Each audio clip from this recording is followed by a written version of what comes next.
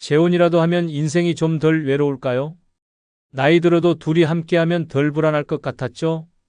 혼자보다는 누군가 곁에 있는 게 낫다고 믿으셨나요? 하지만 그 믿음이 당신의 마지막 인생을 통째로 망가뜨릴 수도 있습니다. 65세 이후의 재혼은 단순한 동반자가 아니라 예기치 못한 빚, 갈등, 책임, 질병, 그리고 끝없는 후회를 동반합니다. 감정으로 시작한 결혼이 현실의 늪이 되어버리는 순간 돌이킬 수 없는 대가를 치르게 됩니다. 지금부터 절대 재혼하면 안 되는 5가지 이유를 냉정하게 알려드리겠습니다. 지금 보지 않으면 당신은 반드시 후회하게 됩니다.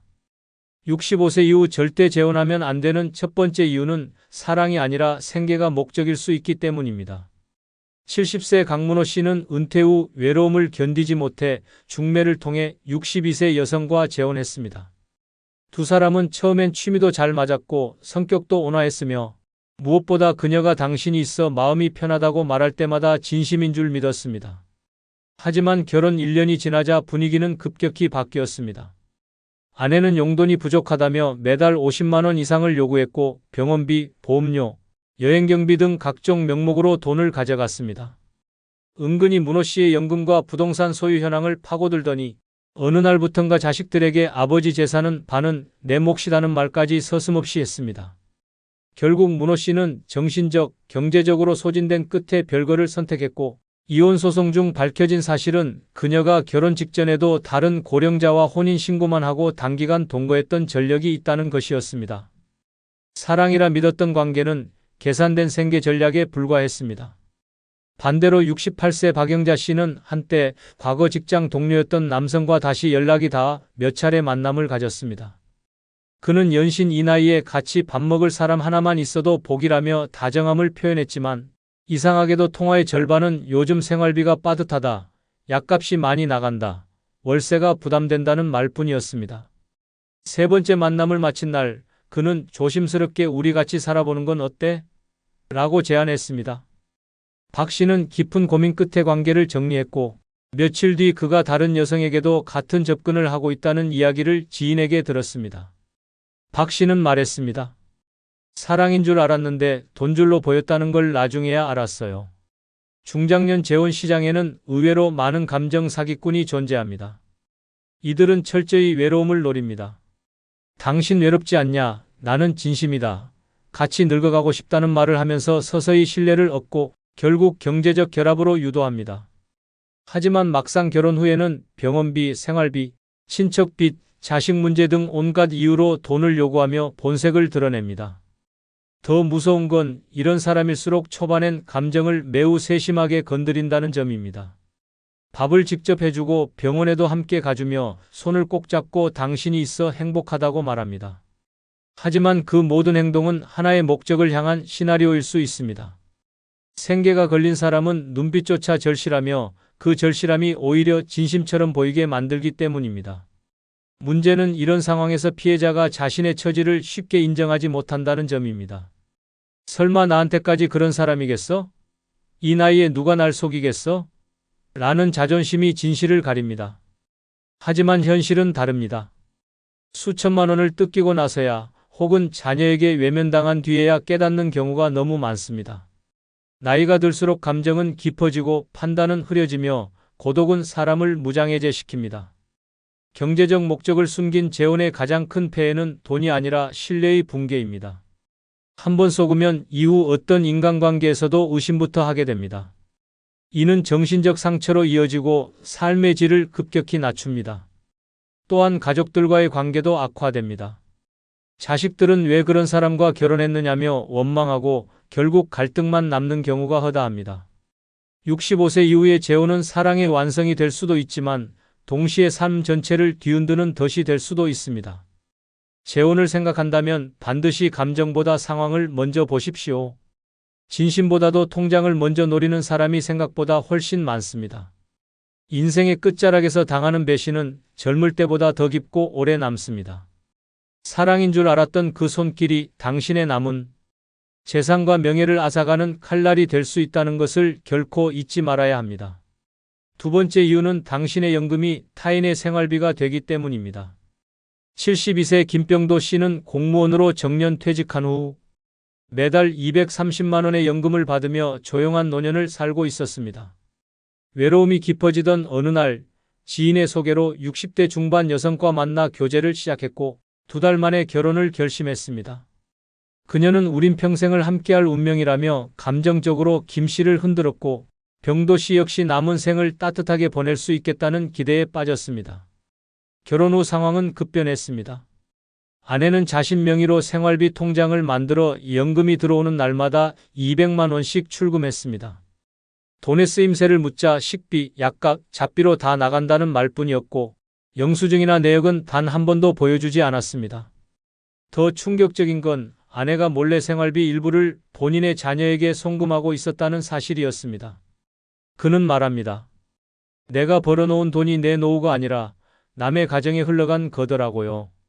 반면 69세 조영실 씨는 사별 후 연금 수령 생활을 이어가던 중 지인의 소개로 70대 초반의 남성과 몇 차례 만남을 가졌습니다. 그는 본인의 연금이 부족하다며 생활비를 반씩 내자고 제안했고 조 씨는 처음엔 그럴 수도 있겠다 생각했습니다. 하지만 남성은 구체적인 금액이나 수입을 밝히지 않았고 식사를 할 때마다 조 씨에게 계산을 맡겼습니다. 결국 그녀는 이 사람은 나와 함께 하려는 게 아니라 나를 돈줄로 보는 것이라는 사실을 깨닫고 관계를 끊었습니다. 지금도 그는 말합니다. 연금은 내가 버텨온 인생의 대가지, 누군가의 인생 구제비가 아닙니다. 노년의 연금은 단순한 현금이 아닙니다. 그것은 당신이 평생을 바쳐 일한 결과이며 병원비, 약값, 생계의 최소한을 지켜주는 마지막 방패입니다. 그러나 누군가에게는 그 연금이 공짜 생활비처럼 보이기도 합니다. 나이 들어 재혼을 결심한 순간 당신이 받는 연금은 혼자가 아닌 둘의 몫이 되고 심지어 그 상대의 자녀, 가족까지 도와주는 수단으로 전락하게 됩니다. 재혼 전에는 각자 자립하자, 내가 벌어서 쓸게라는 말이 오가지만 결혼 후에는 상황이 완전히 바뀝니다. 갑작스러운 실직, 병원비, 가족 문제 등으로 명분을 만들며 당신의 연금에 손을 뻗습니다. 처음엔 한두 달만 도와줘라지만 몇 달이 지나면 당연하게 요구합니다. 더 심각한 경우 당신 명의의 계좌를 자신이 관리하겠다며 접근하고 심지어 금융정보까지 넘기게 만드는 경우도 있습니다. 가장 비극적인 상황은 본인은 경제적 자립이 충분함에도 불구하고 상대의 생계를 떠맡게 되는 경우입니다. 이때 연금은 더 이상 당신의 노후 자산이 아닙니다. 타인의 식비, 공과금, 보험료, 심지어 자녀의 등록금까지 당신의 노후 자금에서 빠져나갑니다. 당신이 평생을 전략하며 쌓아온 연금이 단 몇 달 만에 타인의 삶을 유지시키는 데 쓰이는 현실은 분명 충격입니다. 문제는 이런 재정적 착취가 감정이라는 이름으로 덮인다는 점입니다. 노후연금은 치밀한 설계와 방어가 필요한 자산입니다. 자식도 손대지 못하게 관리해야 할 이 돈이 사랑이라는 미명 아래 타인의 주머니로 흘러가는 순간 당신의 남은 삶은 흔들리기 시작합니다. 병원비가 모자라고 생활비가 빠듯해지고 자식들과의 관계마저 틀어질 수 있습니다. 이는 단순한 금전 손해가 아니라 노년 삶 전체가 흔들리는 치명적 타격입니다. 65세 이후의 재혼은 신중해야 합니다. 사랑이든 외로움이든 어떤 이유라도 돈이 얽히는 순간 위험해집니다. 상대가 진심이라면 당신의 연금을 기대하지 않을 것입니다. 당신의 돈이 아니라 당신의 존재를 필요로 할 것입니다. 하지만 그 반대의 상황이라면 그 사랑은 가면을 쓴 요구일 가능성이 큽니다. 연금은 당신의 마지막 월급이며 가장 확실한 방패입니다. 사랑을 하더라도 통장은 지키십시오. 그 통장이야말로 당신의 인생 마지막을 지켜줄 가장 현실적이고 냉정한 진짜 사랑입니다. 세 번째 이유는 서로의 자식 때문에 피가 마르기 때문입니다. 67세 하정호 씨는 아내와 사별한 후 3년간 홀로 지내다 외로움을 이기지 못하고 재혼을 결심했습니다. 상대는 60대 중반의 여성으로 온화하고 배려심 깊은 성격에 끌려 조심스럽게 혼인신고까지 마쳤습니다. 하지만 결혼 생활은 단 6개월 만에 지옥으로 바뀌었습니다. 아내의 딸이 수시로 집에 찾아와 돈을 요구했고 어머니와 살면 이 정도는 당연히 도와야 하지 않느냐며 당당하게 말했습니다. 어느 날엔 아예 손주를 데리고 와 며칠씩 눌러앉기도 했고 하 씨가 불편한 기색을 보이자 내가 보기엔 당신이 우리 가족과 어울릴 마음이 없는 것 같다며 갈등을 키웠습니다. 그는 아내에게 조심스럽게 불만을 전했지만 돌아온 건 내 딸이 무슨 잘못이냐는 차가운 대답이었습니다. 결국 그는 집을 나와 모텔을 전전하며 혼자 생활 중이며 말합니다. 처음엔 외로움을 메우고 싶었지만 지금은 하루하루가 고통이다. 사랑보다 무서운 게 가족이었다. 반면 68세 고영자 씨는 연하의 남성과 재혼을 앞두고 있었습니다. 그는 다정하고 자상했으며 정서적으로도 잘 맞았습니다. 하지만 문제는 남성의 아들이었습니다. 고 씨의 집을 처음 방문한 날부터 이 집은 나중에 누구 소유가 되느냐는 질문을 던졌고 아버지 몰래 따로 만나 혹시 재산을 넘기는 일은 없겠지요? 라며 노골적인 탐욕을 드러냈습니다. 이 일을 계기로 고 씨는 상대와 거리를 두기 시작했고 결국 결혼을 백지화했습니다. 그는 말합니다. 그 사람은 괜찮았지만 자식이 너무 무서웠다. 한순간에 모든 걸 잃을 뻔했다. 노년의 재혼은 단둘의 문제가 아닙니다. 그 뒤에는 자식이라는 예민하고 복잡한 그림자가 따라옵니다. 서로 다른 가정, 서로 다른 가치관, 서로 다른 이해관계 속에서 자식들은 우리 쪽이 더 손해보는 건 아닌가를 먼저 따집니다. 특히 재산분배, 간병 책임, 주거 문제에 대해 민감하게 반응하며 처음부터 상대방을 경계 대상으로 바라봅니다. 한쪽은 우리 부모가 희생하고 있다고 느끼고 다른 한쪽은 저 자식들이 너무 뻔뻔하다고 생각하면서 서로에 대한 불신이 쌓입니다. 결국 부부 사이에도 불편한 기류가 생기고 감정의 골이 깊어집니다. 이 과정에서 한쪽 부모는 자식과 배우자 사이에 끼어 말 못할 스트레스에 시달리며 누구에게도 제대로 속마음을 털어놓지 못한 채 지쳐갑니다. 가장 큰 문제는 자식 간의 이권 다툼입니다. 이 집은 결국 누구 몫이냐, 우리 아버지 연금은 당신이 쓰는 거 아니냐, 우리 엄마가 더 많이 했는데 왜 당신 부모가 더 받냐는 식의 논쟁이 오가고 결국 부부 사이의 신뢰도 무너지게 됩니다. 이런 상황은 서로가 아무리 사랑했어도 결국 서로의 가족이 이혼 사유가 되어버리는 참극으로 이어집니다. 자식들은 부모의 사랑을 축복하지 않습니다. 오히려 자신의 몫이 줄어들까봐 불안해하고 상대방이 우리 가족의 자산을 뺏어가는 침입자라고 생각합니다. 아무리 나이가 많아도 부모가 다시 누군가와 인연을 맺는 걸 기꺼이 받아들이는 자식은 극히 드뭅니다. 그리고 그 불편한 감정은 말보다 행동에서 먼저 드러납니다. 무례한 태도, 계산적인 질문, 방문 거부, 냉담한 인사. 이 모든 것들이 당신을 정신적으로 갉아먹게 됩니다. 더 큰 문제는 부부가 서로의 자식을 두고 갈등을 겪게 된다는 점입니다. 한쪽은 내 자식이 왜 이리 무시당하나 생각하고 다른 한쪽은 저 사람은 자기 자식밖에 모른다고 서운해합니다. 결국 식탁은 냉기만 흐르고 집안은 서로의 자식들 사이에서 균열이 시작됩니다. 사랑으로 시작한 재혼이 가족 때문에 싸우고 미워하고 의심하는 싸움터로 바뀌는 데는 그리 오랜 시간이 걸리지 않습니다. 노년의 재혼에서 자식 문제는 절대 가볍게 넘어갈 수 없는 현실입니다. 함께 늙어가기 위해 손잡은 사람이 자식 문제 하나로 원수처럼 느껴지는 순간이 반드시 찾아옵니다. 결국 피가 마르고 감정이 메말라 남는 것은 후회뿐입니다. 서로 사랑했다는 기억도 함께 웃던 순간도 자식 간의 갈등 앞에선 무력해집니다. 네 번째 이유는 상대가 당신을 보험으로 보는 경우도 많기 때문입니다. 72세 정기철 씨는 단정한 외모와 넉넉한 연금으로 동네에서 괜찮은 노인으로 통했습니다. 오랜 홀로살이에 지쳐가던 중 지인의 소개로 60대 중반의 여성을 만났고 그녀는 놀랄 만큼 빠르게 다정함을 표현했습니다. 당신만 있으면 든든하다는 말과 함께 장을 보고 병원에 동행하며 정성을 쏟았고 기철 씨는 감동했습니다. 결혼을 결심한 후 그녀는 보험 설계사 한 명을 데려왔고 당신 명의로 노후를 준비해 놓는 게 좋다며 생명보험과 실손보험, 심지어 장례보험까지 가입을 권유했습니다. 이름은 그녀로 지정됐고 그는 아무 의심 없이 도장을 찍었습니다. 그리고 8개월 후 그녀는 갑자기 사라졌습니다. 전화를 피했고 자녀들에게도 이혼했다고 알렸습니다. 보험금 수령권은 여전히 그녀에게 남아 있었고 정 씨는 나는 남편이 아니라 보험금 계산서였구나라는 뼈아픈 현실과 마주해야 했습니다. 반면 69세 김영자 씨는 비슷한 나이대의 남성과 만남을 이어가던 중 어느 날 그가 혹시 보험 들어놓은 거 있냐고 슬쩍 물었습니다. 그는 평소 경제 얘기를 꺼낸 적 없었기에 의심이 일었고 자세히 물으니 자신이 과거 결혼했던 여성에게도 혹시라도 사고 나면 하며 보험을 요구했었다는 사실을 알게 되었습니다. 김 씨는 그 자리에서 관계를 정리했고 지금도 말합니다. 그 사람은 나와 함께 살고 싶었던 게 아니라 나 없는 미래에 대비하고 있었던 거다. 노년의 재혼에서 사랑이 아닌 보험을 목적으로 접근하는 경우가 점점 늘고 있습니다. 말로는 평생 함께하자고 하지만 속으로는 혹시라도 병들거나 죽으면 내가 얼마나 받을 수 있을까를 계산합니다. 특히 연금과 별도로 일정 금액의 보험을 유지하고 있는 사람일수록 그 유혹은 더 강하게 작용합니다. 이들은 초반에 당신의 병력, 건강 상태, 재산 내역을 은근히 파고듭니다. 건강검진 자주 받으세요? 지금 약 드시는 건 있어요? 병원비는 혼자 부담하세요?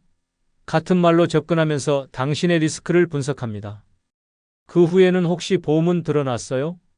요즘은 부부끼리도 서로 챙기는 보험 하나쯤은 있어야죠라는 말로 서서히 서류를 들이미는 패턴을 보입니다.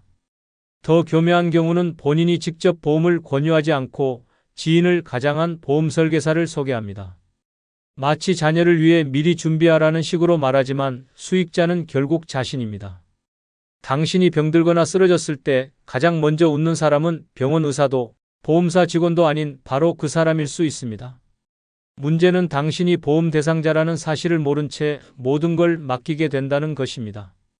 명의를 넘기고 주소를 공유하고 보험 관련 우편물까지 같이 받는 순간부터 당신의 건강과 생명은 누군가의 예상 수익으로 계산됩니다. 그리고 당신은 더 이상 배우자가 아닌 돈이 걸린 사람으로 전락하게 됩니다. 이러한 재혼 사기는 법적으로 문제 삼기 어렵습니다. 모든 것이 합의로 이루어졌고 당신 스스로 서명했기 때문입니다. 그들은 법망 안에서 철저하게 움직이며 절대 당신에게 범죄자처럼 굴지 않습니다. 대신 당신이 병들거나 연로해졌을 때 슬쩍 거리를 두고 마지막 순간에 보험금만 챙긴 채 사라지는 것입니다.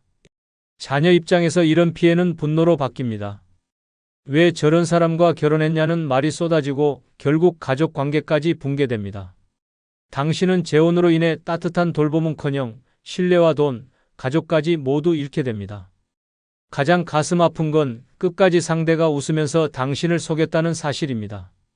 이 정도면 사기라기보다 감정 위에 쉬운 재정 테러입니다. 당신은 누군가의 보험이 아닙니다. 당신은 단지 함께 늙어갈 사람이어야 합니다. 그 자리를 계산기로 노리는 이들과 엮이는 순간 노년의 평화는 처절한 후회로 바뀔 수 있습니다. 지금이라도 명확히 경계하십시오. 사랑보다 중요한 건 당신 자신을 지키는 냉정함입니다. 5번째 이유는 상대가 병들었을 때 모든 책임은 당신 몫이 되기 때문입니다. 71세 박철민 씨는 노년의 외로움을 달래고자 60대 중반 여성과 재혼했습니다. 그녀는 늘 건강을 자랑했고 나는 병원도 거의 안 간다며 자신 있게 말하곤 했습니다. 철민 씨는 그런 모습에 안심했고 두 사람은 함께 시장도 보고 여행도 다니며 평범한 노후를 보내고 있었습니다. 그러나 결혼 8개월쯤 지나자 아내는 갑작스러운 어지러움과 구토를 호소했고 병원 검사 결과는 파킨슨병 초기 진단이었습니다. 그날부터 상황은 급변했습니다. 움직임이 느려졌고 약값과 진료비가 매달 수십만 원씩 들기 시작했으며 철민 씨는 식사 준비부터 병원 동행, 심지어 시키는 일까지 도맡게 됐습니다. 자녀들에게 도움을 청했지만 돌아온 대답은 아버지가 결혼하셨으니 책임지셔야죠였습니다. 1년 후 철민 씨는 자신이 간병인이 된 채 점점 지쳐가는 자신을 발견했습니다. 사랑해서 결혼했는데 사랑만으론 간병을 버틸 수 없다는 걸 뼈저리게 알았습니다라는 말만이 그의 입에서 흘러나왔습니다. 반면 69세 김영자 씨는 자신보다 5살 연상의 남성과 재혼을 고려하다 미리 그의 병력과 건강 상태를 꼼꼼히 확인했습니다. 상대는 고혈압과 당뇨를 앓고 있었고 혼자서는 약 복용과 식단 관리가 어려워 보였습니다. 김 씨는 마음이 흔들렸지만 결국 결혼을 포기했습니다. 그 결정에 대해 주변에서는 너무 현실적이다라고 했지만 그는 단호하게 말했습니다. 결혼은 감정이 아니라 책임의 시작입니다. 그걸 내가 온전히 감당할 수 없다면 하지 않는 게 맞습니다. 노년의 재혼은 단순한 사랑의 문제가 아닙니다. 상대가 병들었을 때 법적으로나 도의적으로 그 모든 부담을 짊어지는 건 바로 당신입니다. 결혼이라는 이름 아래 병원에서는 보호자 서명을 요구하고 병실에서는 동반 입원이 요구되며 자녀들은 한 발짝 물러서 있습니다. 당신이 선택한 인연이니 당신이 끝까지 책임지라는 말만 남습니다.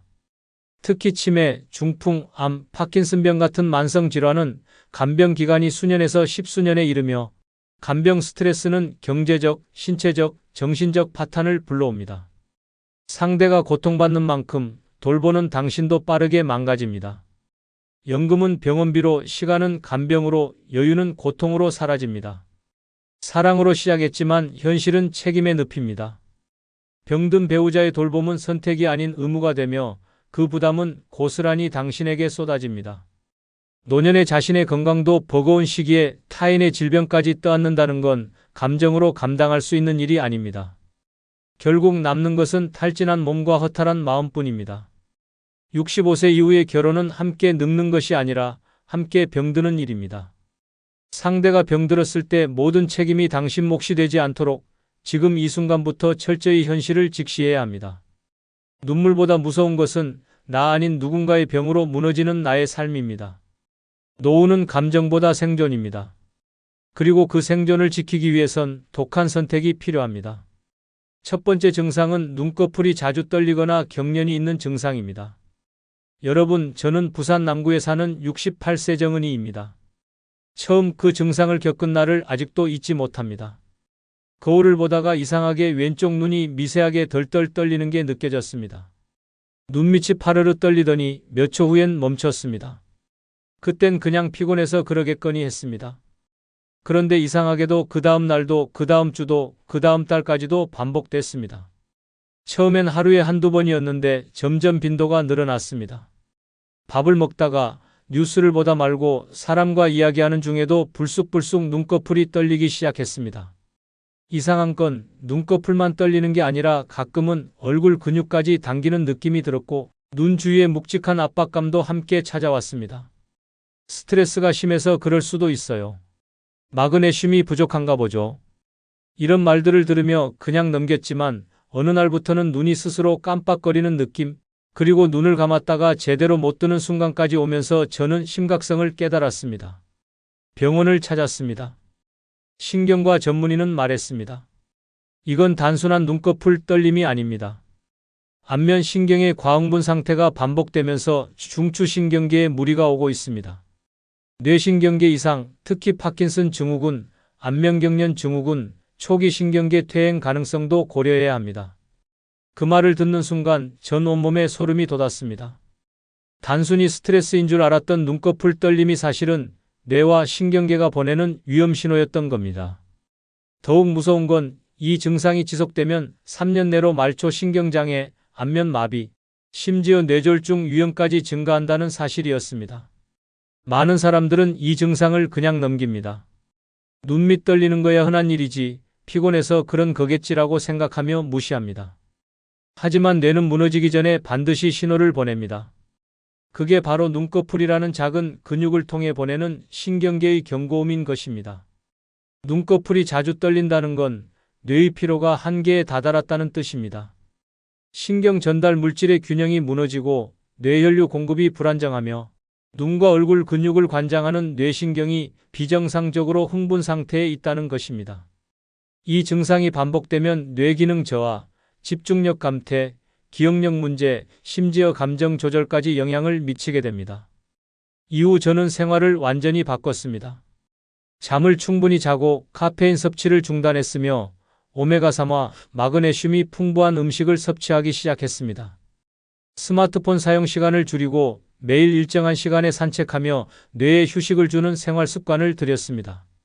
그 결과 눈꺼풀 떨림의 빈도는 점점 줄어들었고 일상에 다시 안정이 찾아왔습니다. 눈꺼풀이 파르르 떨리는 그 순간 당신의 뇌가 보내는 신호에 귀 기울이십시오. 단순한 근육의 움직임이 아닙니다. 그건 당신의 신경계가 무너지고 있다는 경고입니다. 그 증상을 가볍게 여긴다면 3년 안에 건강은 돌이킬 수 없는 수준으로 나빠질 수 있습니다. 당신의 뇌는 지금 쉬고 싶어 하고 있습니다. 절대 그 목소리를 외면하지 마십시오. 두 번째 증상은 작은 충격에도 멍이 쉽게 생기고 잘 없어지지 않는 증상입니다. 여러분, 저는 충청남도 아산에 사는 72세 유정혜입니다. 지금 제 몸에 벌어지고 있는 이 일은 누구에게라도 닥칠 수 있는 일이라는 걸 꼭 알려드리고 싶습니다. 처음엔 그저 멍 하나였습니다. 큰 사고도 없었고 어딘가에 심하게 부딪힌 기억도 없었지만 어느 날 무릎 안쪽에 푸르스름한 멍이 생겨 있었습니다. 그냥 부딪혔겠지 하고 넘겼습니다. 하지만 이상했습니다. 멍이 쉽게 사라지지 않았고 오히려 색이 더 짙어졌습니다. 며칠 후 장을 보다가 손잡이에 팔이 스쳤는데 그 자리에 또 멍이 생겼습니다. 또 며칠 뒤엔 바지를 입다가 허벅지에 멍이 생겼고 잠결에 뒤척이다 침대 모서리에 부딪힌 종아리에도 선명한 멍이 생겼습니다. 그렇게 몸 곳곳에 멍이 생기고 그 멍들이 몇 주가 지나도 흐릿해지지 않는 겁니다. 하루는 화장실 거울 앞에 서서 제 팔과 다리를 들여다보는데 거울 속에 있는 건 내 몸이 아니라 상처투성이의 경고등처럼 보였습니다. 그제야 겁이 났습니다. 그리고 병원을 찾았습니다. 피검사와 간 기능 검사를 받은 뒤 의사 선생님의 표정이 변하는 걸 보았습니다. 지금 혈소판 수치가 많이 떨어져 있고 혈관 탄력도 좋지 않습니다. 간 수치도 기준치를 넘었습니다. 이 상태가 계속되면 단순한 멍을 넘어서 뇌출혈 위험까지 있습니다. 그 말을 듣는 순간 숨이 막혔습니다. 그동안 왜 이렇게 쉽게 피곤했는지, 왜 머리가 자주 띵했는지, 왜 다리에 힘이 없었는지 모든 게 설명됐습니다. 저는 그냥 나이 들어서 그렇다고 생각했지만 내 몸은 이미 안에서부터 천천히 무너지고 있었던 겁니다. 작은 멍 하나가 보내던 경고를 저는 무시했고 그 대가는 생각보다 훨씬 무서웠습니다. 그리고 충격적인 말을 들었습니다. 이런 증상이 계속되면 앞으로 3년 안에 심각한 건강 악화가 올 수 있습니다. 이건 단순히 피부의 변화가 아니라 혈관, 간, 면역체계, 순환기능 전체가 무너지고 있다는 신호입니다. 그 순간 저는 깨달았습니다. 지금 내 몸이 보내는 신호를 무시하면 다음엔 더 큰 고통이 올 수 있다는 것을, 병이란 게 그렇게 시작된다는 걸 늦게서야 알았습니다. 집으로 돌아와서 거울을 다시 봤습니다. 그리고 다짐했습니다. 내가 내 몸을 지키지 않으면 누구도 대신해주지 않는다. 그날부터 저는 음식을 바꿨습니다. 항산화 음식, 간에 좋은 음식, 혈관을 튼튼하게 하는 식단을 챙기고 하루에 물을 1.5리터 이상 마시기 시작했습니다. 강한 운동은 하지 않지만 걷기와 스트레칭은 매일 빠지지 않고 합니다. 처음엔 몸이 금세 바뀌지 않았지만 2달쯤 지나자 기분이 달라졌습니다. 눈이 더 또렷해졌고 아침에 몸이 덜 무거워졌습니다. 그리고 몇 달 후 멍이 생기더라도 금방 사라지는 걸 보았습니다. 저는 제 몸이 다시 살아나고 있다는 걸 느꼈습니다. 작은 충격에도 멍이 쉽게 생기고 오래 남는 증상은 절대 무시해서는 안 됩니다. 나이 탓이라고 넘기지 마십시오. 그건 몸이 외치고 있는 절박한 경고입니다. 이대로 두면 3년 내에 심장, 간, 면역 시스템 전체가 무너질 수 있습니다. 지금 당신의 팔, 다리, 복부에 생긴 구멍 하나가 조용히 당신의 생명을 위협하고 있을지도 모릅니다. 저처럼 멍 하나에 흔들리지 마십시오. 무너지는 몸을 지킬 수 있는 사람은 오직 당신 자신뿐입니다. 지금이 마지막 기회일 수 있습니다. 절대 늦지 마십시오. 세 번째 증상은 자는 동안 3번 이상 화장실에 가고 잠이 자주 끊기는 증상입니다. 여러분, 저는 경북 구미에 사는 71세 최인숙입니다. 요즘 제 삶은 낮보다 밤이 더 지옥 같습니다. 분명 피곤해서 눈을 감았는데 새벽 1시, 2시, 3시, 또 4시. 한밤중에 3번, 많게는 4번씩 화장실에 가느라 잠을 제대로 못 잡니다. 침대에 눕는 순간부터 긴장이 시작됩니다. 언제쯤 또 소변이 마려울지, 몇 시쯤 또 눈이 떠질지 예측 불허의 전쟁이 시작됩니다. 처음엔 물을 너무 많이 마셔서 그런가 싶었습니다. 그래서 저녁엔 수분 섭취도 줄였고 카페인도 끊었습니다. 그런데도 새벽이면 어김없이 방광이 울립니다. 겨우 눈을 붙이면 또 요의가 밀려오고 거실불을 켜고 더듬거리며 화장실로 가는 그 10m가 너무나 길게 느껴집니다. 화장실을 다녀온 뒤에도 금방 잠이 들지 않아 뒤척이기를 반복했고 새벽에만 3번 이상 깼다는 걸 아침에야 깨닫게 됩니다. 하루 이틀도 아니고 이런 밤이 몇 달씩 이어지자 낮엔 멍한 정신으로 하루를 보내야 했고 기억력도 흐려졌습니다. 가스레인지를 켜놓고 불을 껐는지 기억이 안 나기도 했고 약을 먹었는지도 헷갈리기 시작했습니다.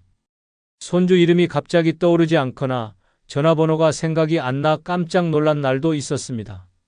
그제야 저는 심각성을 느끼고 병원을 찾았습니다. 검진 결과는 충격적이었습니다. 야간요 증상이 반복된다는 건 단순한 노화 현상이 아닙니다. 지금 상태는 심장 기능 저하와 신장 부담이 함께 진행되고 있고 수면의 질이 무너진 상태라 인지 기능과 면역력도 빠르게 떨어지고 있습니다. 그 말은 마치 제 몸이 매일 밤 무너지고 있다는 뜻이었습니다. 잠은 단순한 휴식이 아니라 내 몸을 회복시키는 유일한 시간인데 그 회복의 시간이 매일 끊기고 있다는 것. 그 순간 저는 침대 위에 누워있던 제 모습이 병으로 가는 통로 위에 놓인 사람처럼 느껴졌습니다. 의사는 덧붙였습니다. 지금부터라도 수면 리듬을 바로잡고 방광과 심장, 신장 기능을 함께 관리하지 않으면 3년 안에 건강이 급속도로 나빠질 수 있습니다. 고혈압, 심부전, 신장질환, 심하면 인지기능 저하까지 진행될 수 있습니다. 사실 밤에 소변 자주 보는 거야 나이 들면 다 그렇다고 말하는 사람들이 많습니다. 그런데 그건 틀린 말입니다. 절대 그렇지 않습니다. 자는 동안 3번 이상 화장실에 간다는 건 명백히 몸속에 이상이 생겼다는 경고입니다. 낮 동안 빠져나가지 못한 수분이 밤새 몰리거나 방광을 조절하는 자율신경이 무너졌다는 신호입니다. 그리고 무엇보다 무서운 건 잠의 질이 끝없이 무너진다는 점입니다. 수면이 깨질 때마다 우리 몸은 스트레스를 받고 교감신경이 자극되며 심장은 과하게 뛰고 체온 조절과 면역 기능이 떨어집니다. 이 상태가 반복되면 우리 몸은 낮에도 회복하지 못하고 만성 염증과 내장 기능 저하로 이어집니다. 이 증상을 방치하지 않기 위해 저는 3가지를 바꿨습니다. 첫째, 저녁 식사 시간을 앞당겨 소변 생성 부담을 줄였고, 둘째, 취침 2시간 전부터 물 섭취를 중단했습니다. 셋째, 매일 일정한 시간에 자고 일어나는 생활을 철저히 지켰습니다. 그리고 가장 중요한 것, 단순히 소변 문제로 보지 않고 내 몸 전체의 균형을 무너뜨리는 중대한 신호로 인식하기 시작한 것입니다. 지금 당신이 밤마다 뒤척이고 있다면 그건 단순한 노화가 아닙니다. 내 몸이 고장나고 있다는 치명적인 경고입니다. 3년이라는 시간 결코 길지 않습니다. 몸이 보내는 이 조용한 비명, 지금 듣지 않으면 늦습니다. 4번째 증상은 최근 몇 달 사이 이유 없이 체중이 빠르게 줄어드는 증상입니다. 여러분, 저는 전북 정읍에 사는 69세 박영남입니다. 평소엔 음식도 잘 먹고 살도 쉽게 안 빠지는 체질이라 늘 배가 살짝 나와 있었습니다. 그런데 이상했습니다. 올해 봄쯤부터 바지가 헐렁해졌고 거울을 보면 턱선이 살아나는 느낌까지 들었습니다. 살이 빠지니까 보기 좋네라는 말을 듣기도 했습니다. 솔직히 기분이 나쁘진 않았습니다. 그런데 그 변화가 이상할 만큼 빠르게 찾아왔습니다. 고작 2달 사이 체중이 5kg 넘게 빠졌고 허벅지와 팔뚝이 눈에 띄게 얇아졌습니다. 저는 다이어트를 한 적도 없고 운동량도 똑같았으며 식사도 늘 하던 대로 했습니다. 속으로는 이 나이에 자연스럽게 살이 빠지니 복이다 싶었지만 몸이 점점 더 피곤해졌고 머리가 멍해지는 날도 늘었습니다. 그러던 어느 날 아침 양치하다 거울을 봤는데 제 얼굴이 달라져 있었습니다. 광대뼈가 더 튀어나왔고 눈밑이 꺼져 있었습니다. 아무리 피곤해도 이 정도는 아니었기에 결국 병원을 찾았습니다. 여러 가지 검사를 했고 혈액 검사와 초음파, 내시경까지 진행됐습니다. 그리고 며칠 뒤 의사는 말했습니다. 간 기능 수치가 좋지 않습니다. 위와 췌장 상태도 정밀 검사가 필요합니다. 갑상선 기능이 비정상적으로 항진되어 있을 가능성도 있습니다. 그 말을 듣는 순간 등골이 오싹해졌습니다. 단순히 보기 좋아진 줄 알았던 내 몸이 사실은 안에서부터 무너지고 있었던 겁니다. 의사는 덧붙였습니다. 이유 없는 체중 감소는 가장 위험한 증상 중 하나입니다. 암, 당뇨, 심부전, 갑상선 질환, 심지어 신경계 질환의 초기 징후일 수 있습니다. 지금 바로 다잡지 않으면 1년 내 더 심각한 진단이 나올 수 있습니다. 생각해보면 살이 빠지기 시작할 무렵부터 식욕도 조금 줄었고 자고 나도 개운하지 않았습니다. 변비가 생겼다가 설사로 바뀌는 이상한 패턴도 반복됐습니다. 모든 걸 나이 탓이라 넘겼지만 사실은 내 몸이 비명을 지르고 있었던 겁니다. 살이 빠진다는 건 몸이 스스로를 태우고 있다는 신호입니다. 음식으로 들어오는 에너지보다 몸이 더 많이 에너지를 써야 할 정도로 긴장된 상태일 때 이런 현상이 나타납니다. 당뇨가 진행되면 근육과 지방을 태워 체중이 줄고 암세포가 생기면 정상세포의 영양을 빼앗으며 살이 빠지기 시작합니다. 간이나 췌장, 갑상선에 이상이 생기면 대사 기능이 비정상적으로 가속화되며 체중이 줄고 이는 곧 면역력 저하, 골다공증, 빈혈, 탈수까지 연쇄적으로 이어집니다. 이런 증상을 느끼는 순간 가장 먼저 해야 할 것은 무조건 병원입니다. 혈액 검사, 갑상선 기능 검사, 간 기능 검사, 혈당 수치를 확인해야 하고 필요시 영상 검사도 받아야 합니다. 절대 보기 좋아졌다는 말에 속아 넘기지 말아야 합니다. 60세 이후 갑작스러운 체중 감소는 명백한 이상 신호입니다. 지금 내가 먹는 음식의 양이 그대로인데 살이 빠지고 있다면 그것은 몸 안 어딘가가 고장 났다는 뜻입니다. 체중이 빠진다는 건 단순한 숫자의 변화가 아닙니다. 근육이 사라지고 면역이 무너지고 장기 기능이 쇠퇴하고 있다는 의미입니다. 특히 3개월 사이 5kg 이상 빠졌다면 당장 건강검진을 받아야 합니다. 지금 거울 속 당신이 날씬해졌다고 웃고 있다면 그 웃음 뒤에 숨어있는 건강 붕괴의 전조를 의심해야 합니다. 몸이 말라간다는 건 곧 생명이 줄어든다는 신호입니다. 절대 무시하지 마십시오. 지금이 당신의 건강을 지킬 마지막 기회일 수 있습니다. 5번째 증상은 말할 때 자꾸 단어가 생각나지 않고 말이 끊기는 증상입니다. 여러분, 저는 인천 부평에 사는 70세 장정자입니다. 지금부터 제가 겪은 일이 얼마나 무섭고 또 얼마나 많은 분들이 겪고 있을지 꼭 전하고 싶습니다. 몇 달 전부터 이상한 일이 생기기 시작했습니다. 친구와 통화를 하던 중이었습니다. 아, 그거 뭐더라? 그거 있잖아. 음식할 때 쓰는 하얀 가루하고 멈췄습니다. 소금이라는 단어가 머릿속에서 날아가 버린 겁니다. 순간 당황해서 웃으며 넘겼지만 전화를 끊고 나서 소름이 돋았습니다. 내가 소금을 몰라서가 아니었습니다. 너무나 익숙한 단어였는데 말이 목구멍에서 끊긴 것처럼 막혀버렸던 겁니다. 그날 이후로 그런 순간이 계속 찾아왔습니다. 가족과 대화하다가 그 배우 있잖아.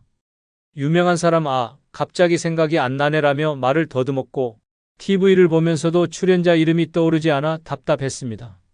머릿속에는 분명히 떠오르는데 입이 따라주질 않는 이상한 느낌. 단어 하나가 생각나지 않아 한 문장이 끊기고 결국 하고 싶었던 말을 흐지부지 마무리하는 일이 늘어났습니다. 처음엔 스트레스 탓이라고 생각했습니다. 잠을 못 자서 그런가, 피곤해서 그러나 싶었습니다. 하지만 점점 그 횟수가 늘어나자 무서움이 몰려왔습니다. 병원을 찾았고 신경과에서 검사를 받았습니다. 의사의 말은 충격적이었습니다. 경미한 언어 기억 장애가 시작됐고 인지기능 저하가 진행 중입니다. 이대로 방치하면 3년 내 치매 가능성이 있습니다. 그 말을 듣는 순간 머리가 얼얼해졌습니다. 나는 아직 일상생활을 하고 있고 주변 사람들과 잘 지내고 있다고 생각했는데 그게 착각이었고 방심이었다는 걸 그제야 알았습니다. 단어가 떠오르지 않는다는 건 단순한 건망증이 아닙니다. 기억을 저장하고 불러오는 뇌의 기능에 이상이 생겼다는 직접적인 신호입니다. 특히 자주 쓰는 단어, 익숙한 단어, 이름 같은 정보가 갑자기 기억나지 않는 경우는 뇌의 해마 기능이 약해지고 있다는 증거입니다. 해마는 단기 기억을 장기 기억으로 옮기는 핵심 기관이며 여기가 무너지면 치매는 시간 문제입니다. 이 증상이 무서운 이유는 대다수가 그 시작을 그냥 피곤해서 그런가 보다라며 넘긴다는 점입니다. 그리고 1년, 2년이 지나 뚜렷한 인지 저하가 시작됐을 때는 이미 돌이키기 어려운 단계로 진입하게 됩니다. 지금 말을 하다 자꾸 멈춘다면, 단어가 목 끝까지 왔다가 사라진다면 이건 무심코 넘길 가벼운 문제가 아닙니다. 뇌세포가 경고음을 보내고 있다는 증거입니다. 뇌는 쓰지 않으면 급속히 퇴화하고 기억은 복구가 아닌 점진적 소멸로 이어집니다. 이 증상을 느꼈다면 지금부터 반드시 바꿔야 할 것이 있습니다. 첫째, 하루 20분 이상 독서나 글쓰기를 하며 언어 자극을 꾸준히 주는 것입니다. 둘째, TV나 스마트폰 대신 사람과의 대화를 늘리는 것입니다. 셋째, 충분한 수면과 수분, 항산화 영양소를 포함한 식습관 개선이 필요합니다. 특히 블루베리, 견과류, DHA가 풍부한 음식은 뇌신경 보호에 효과적입니다. 그리고 무엇보다 중요한 건 이 증상을 부끄러워하거나 숨기지 말아야 한다는 것입니다. 지금 이 순간 단어 하나가 막혔다는 이유로 입을 닫아버리면 뇌는 더 빠르게 다칩니다. 말이 끊긴다는 건 기억이 끊기고 있다는 증거입니다. 지금이 바로 그 끊어지는 고리를 붙잡을 마지막 기회일 수 있습니다. 당신의 입이 멈췄다면 그건 뇌가 당신에게 보내는 긴급 경고입니다. 이 작은 징후 하나가 3년 후 당신 인생 전체를 바꿔놓을 수 있습니다. 6번째 증상은 숨을 쉬기만 해도 가슴이 답답하고 숨이 턱 막히는 증상입니다. 여러분, 저는 경남 진주에 사는 70세 서정분입니다. 지금 제 얘기를 듣는 분들 중에 누군가는 분명 저와 비슷한 증상을 겪고 있을 겁니다. 하지만 대부분은 그걸 그냥 넘기고 있을 겁니다. 저도 그랬으니까요. 처음엔 그저 요즘 좀 숨이 가쁘네 정도였습니다. 무거운 장을 들고 계단 몇 칸만 올라가도 가슴이 답답했고 빨래를 개다가도 가슴이 뻐근했습니다. 피곤해서 그런 줄만 알았습니다. 날씨 때문일까 싶어 창문을 열어봤지만 공기와 상관없이 숨이 막히는 느낌은 점점 심해졌습니다. 더 심각했던 건 가만히 앉아 있어도 갑자기 숨이 턱 막히는 순간이 찾아온다는 점이었습니다. 어느 날 아침이었습니다. 식탁에 앉아 물을 한 잔 마시는데 갑자기 숨이 확 막히는 느낌이 들며 가슴이 콱 조여들었습니다. 마치 눈에 보이지 않는 거대한 손이 제 가슴을 움켜쥔 듯 했습니다. 잠깐이면 괜찮아지겠지 했지만 10분이 지나도 진정되지 않았습니다. 그날 병원을 찾지 않았다면 지금 이 글을 쓰고 있지 못했을지도 모릅니다. 병원에서 심전도 폐기능 검사, 피검사까지 한참을 검사한 끝에 들은 말은 충격이었습니다. 심장이 약해지고 있고 폐활량도 매우 떨어져 있습니다. 이대로 두면 심부전 가능성도 충분히 있습니다. 이미 산소 포화도 수치가 평균 이하로 내려가 있습니다. 그 말 한마디가 제 숨통을 완전히 끊는 것 같았습니다. 그냥 숨이 좀 찼다는 정도로 넘겼던 증상이 사실은 제 생명줄이 무너지고 있다는 경고였던 겁니다. 숨이 차고 가슴이 답답한 증상은 단순한 피로가 아닙니다. 노화 때문만도 아닙니다. 그건 심장과 폐, 순환기계가 동시에 고장나고 있다는 조용한 비명입니다. 특히 숨이 쉬기만 해도 불편하다는 건 위험의 최전선에 도달했다는 뜻입니다. 심장이 충분한 혈액을 내보내지 못하면 산소가 전신에 제대로 공급되지 않고 폐가 제 기능을 못하면 얕은 호흡으로 생존을 버텨야 합니다. 그 상태가 지속되면 결국 일상생활도 어렵고 심각한 호흡곤란으로 발전합니다. 이 증상을 겪으며 제가 가장 후회한 건 초기 경고음을 무시한 것이었습니다. 처음 숨이 차기 시작했을 때 병원을 갔더라면, 처음 가슴이 조이는 느낌이 왔을 때, 검사를 받았더라면 지금보다 훨씬 건강하게 살 수 있었을 겁니다. 숨이 막히는 증상이 생기면 가장 먼저 해야 할 건 즉시 병원을 찾는 일입니다. 심장 초음파, 폐기능 검사, 혈액 검사, 산소 포화도 측정을 통해 내 몸의 현재 상태를 정확히 파악해야 합니다. 그리고 그 결과에 따라 식습관, 운동, 스트레스를 조절하는 것이 반드시 필요합니다. 특히 짠 음식, 기름진 음식, 알코올, 흡연은 즉시 멀리해야 합니다. 저는 지금도 매일 아침 스트레칭을 하고 짧은 산책을 하며 폐활량을 유지하려 노력합니다. 나트륨 섭취를 줄이고 물을 자주 마시고 잠자기 전엔 깊은 복식 호흡을 하며 호흡을 안정시킵니다. 자식 키우느라 가진 돈 다 썼다. 남편 병원비로 다 날렸다. 이 나이에 내가 돈 써서 뭐해? 이 말들을 입에 달고 사는 순간 당신은 늙은 것이 아닙니다. 이미 자신을 포기한 사람입니다. 노년의 외로움을 가장 깊게 만드는 원인은 혼자 있음이 아니라 나조차 나를 챙기지 않는 무관심입니다. 더 비극적인 건 가진 돈이 있음에도 불구하고 나를 위해 쓰지 못하고 쓰지 않는 데 익숙해진 삶입니다. 그러는 사이 남는 건 외로움뿐입니다. 서울 양천구에 사는 71세 김분자 씨는 그렇게 외로움에 갇혀있던 사람이었습니다. 평생 시장 좌판을 지키며 자식 셋을 대학까지 보냈고 남편 병간호에 남은 노후 자금까지 쏟아부었습니다. 어느 날 거울을 보다 눈물이 쏟아졌습니다. 얼굴은 쭈글쭈글, 머리는 뿌옇고 손톱은 갈라져 있었습니다. 나는 누구지? 그냥 누구 엄마로만 살다가 끝나는 건가? 그날 그는 용기를 내 백화점으로 향했습니다. 그리고 인생 최초로 나를 위한 화장품을 샀습니다. 48,000원짜리 립스틱 하나. 계산할 때 손이 부들부들 떨렸고 내가 미쳤지 하는 마음도 들었습니다. 하지만 그 립스틱을 바르고 거울을 본 순간 김 씨는 중얼거렸습니다. 그래, 나도 아직 여자다. 이후 그의 하루는 달라졌습니다. 혼자서도 카페에 가고 꽃집에 들러 좋아하는 3개의 국화를 샀습니다. 월세 내듯 매달 10만 원을 나만을 위한 계좌에 따로 넣기 시작했습니다. 기분이 가라앉는 날엔 그 돈으로 자신을 초대했습니다. 영화관, 목욕탕, 북카페. 혼자라서 쓸쓸한 게 아니라 나를 위해 돈을 안 써서 외로웠던 거였어. 김 씨의 변화는 놀라웠습니다.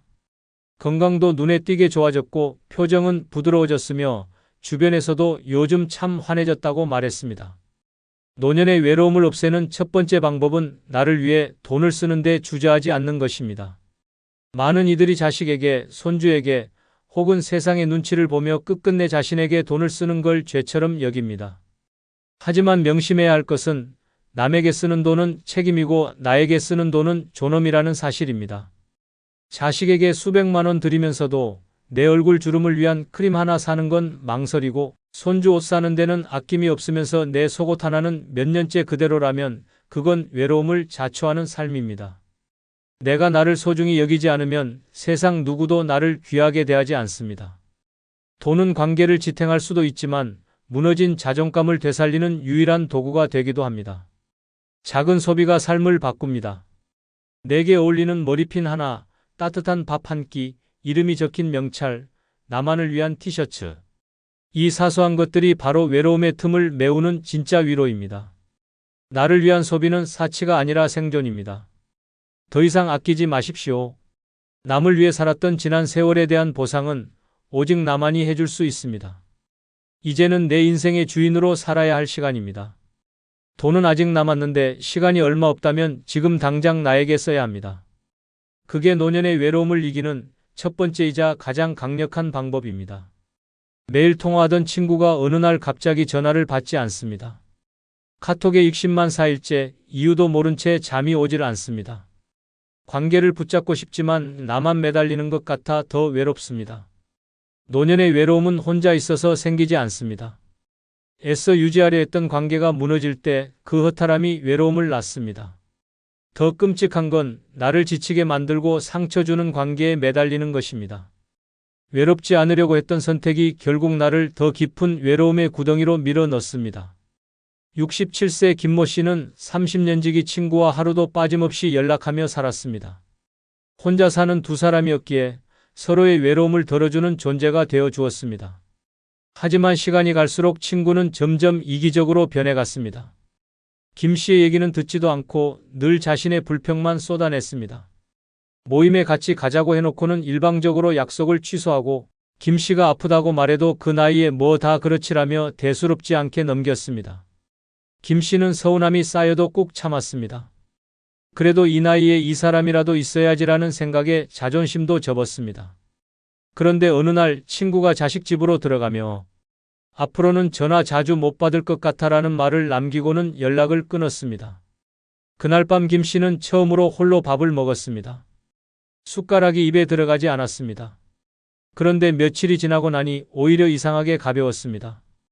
매일 받던 전화를 기다리지 않아도 되고 기분 나쁜 말을 듣지 않아도 되었습니다. 그제야 깨달았습니다.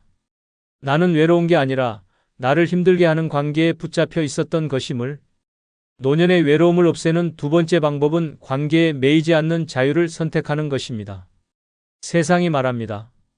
노인은 관계가 생명이다. 하지만 모든 관계가 생명을 살리진 않습니다. 오히려 독이 되는 인연, 피곤한 만남, 의무적인 전화 한 통이 당신의 정신을 갉아먹습니다. 나를 소모시키는 사람과의 관계를 억지로 이어가는 건 외로움보다 더 깊은 고통입니다. 관계를 놓는 건 버림이 아닙니다. 선택입니다. 좋은 관계는 당신을 가볍게 만들고 나쁜 관계는 당신을 무겁게 합니다. 함께 있어도 지치고 전화 한 통이 하루를 망치게 만든다면 그건 끊어야 할 신호입니다. 혼자 밥 먹는 것이 창피한 게 아닙니다. 기분 나쁜 말 들어가며 누군가와 억지로 식사하는 것이야말로 자존심을 갉아먹는 일입니다. 당신을 있는 그대로 인정해주는 사람과만 연결되어도 충분합니다. 수십 명의 얕은 인연보다 자신과의 진한 관계가 외로움을 막는 데 훨씬 강력합니다. 적막한 시간이 두려워도 그 안에서 진짜 나와 마주하는 법을 익히면 점점 평화로워집니다. 그 사람 없으면 나는 어떻게 살아? 이 말이 아니라 그 사람 없어도 나는 잘 살아.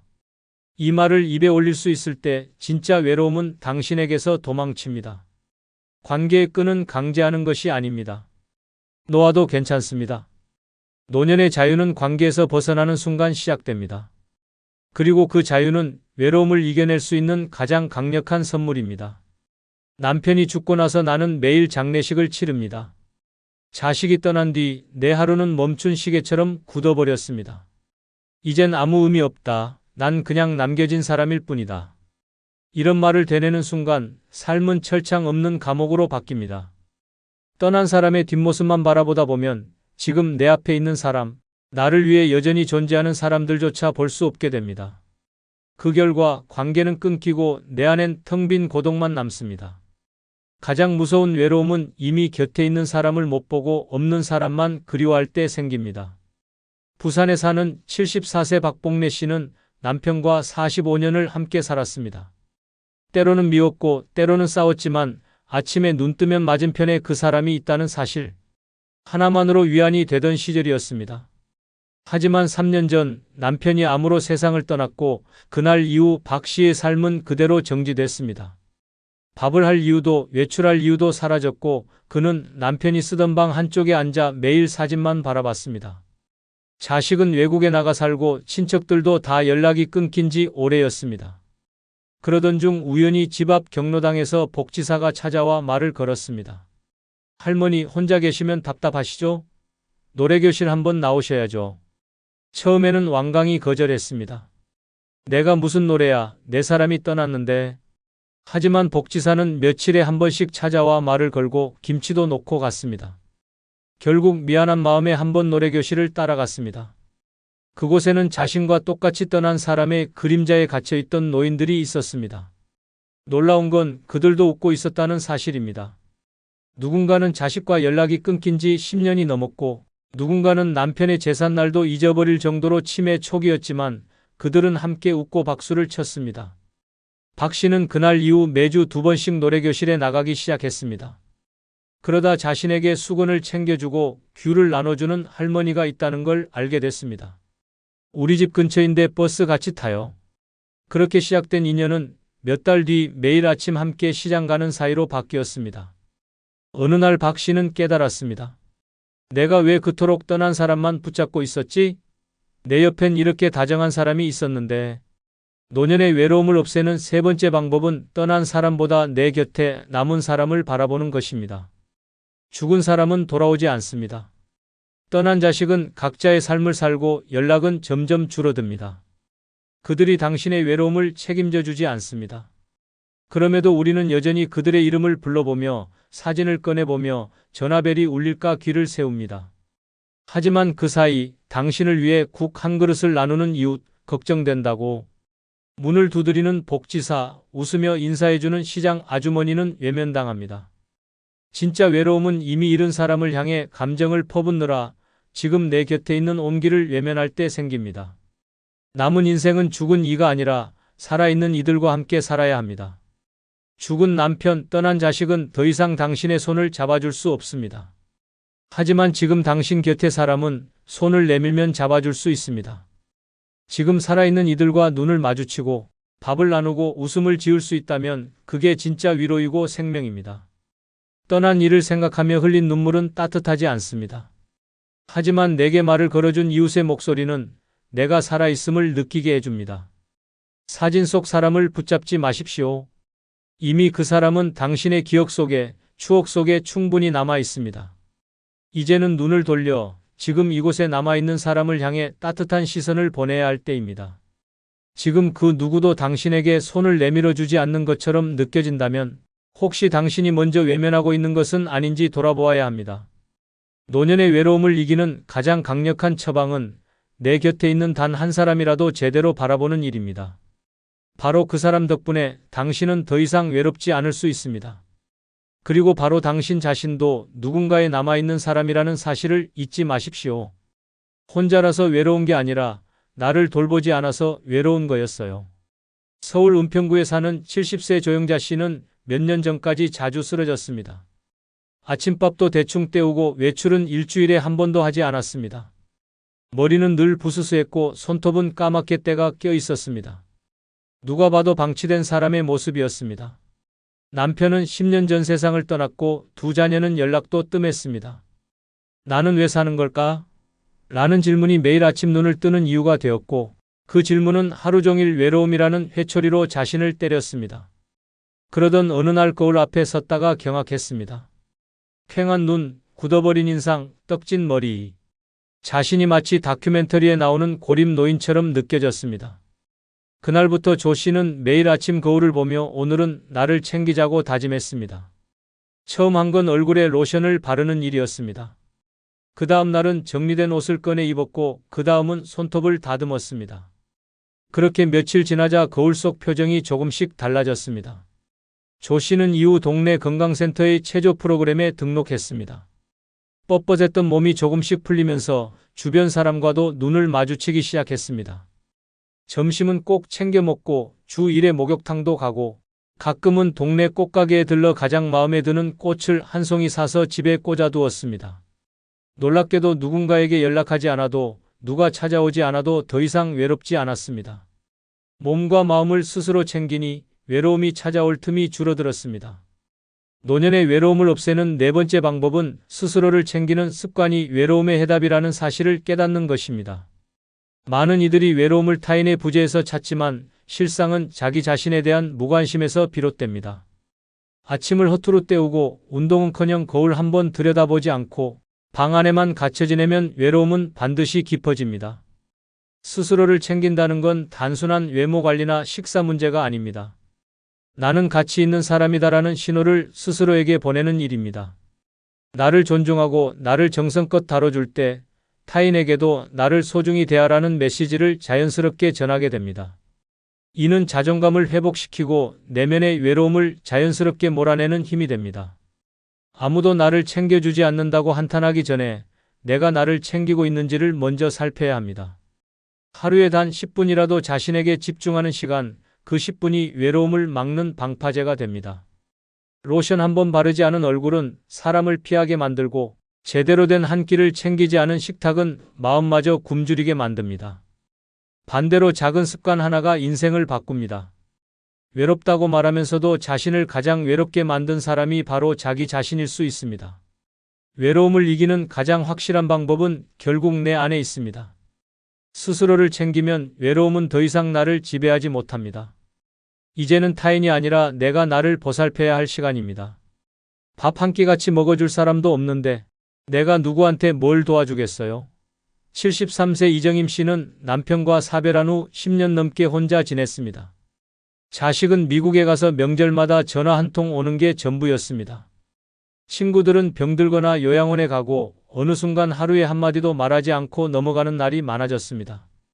TV 소리만 하루 종일 울리고 전자레인지 돌아가는 소리가 유일한 생명의 징후처럼 들렸습니다.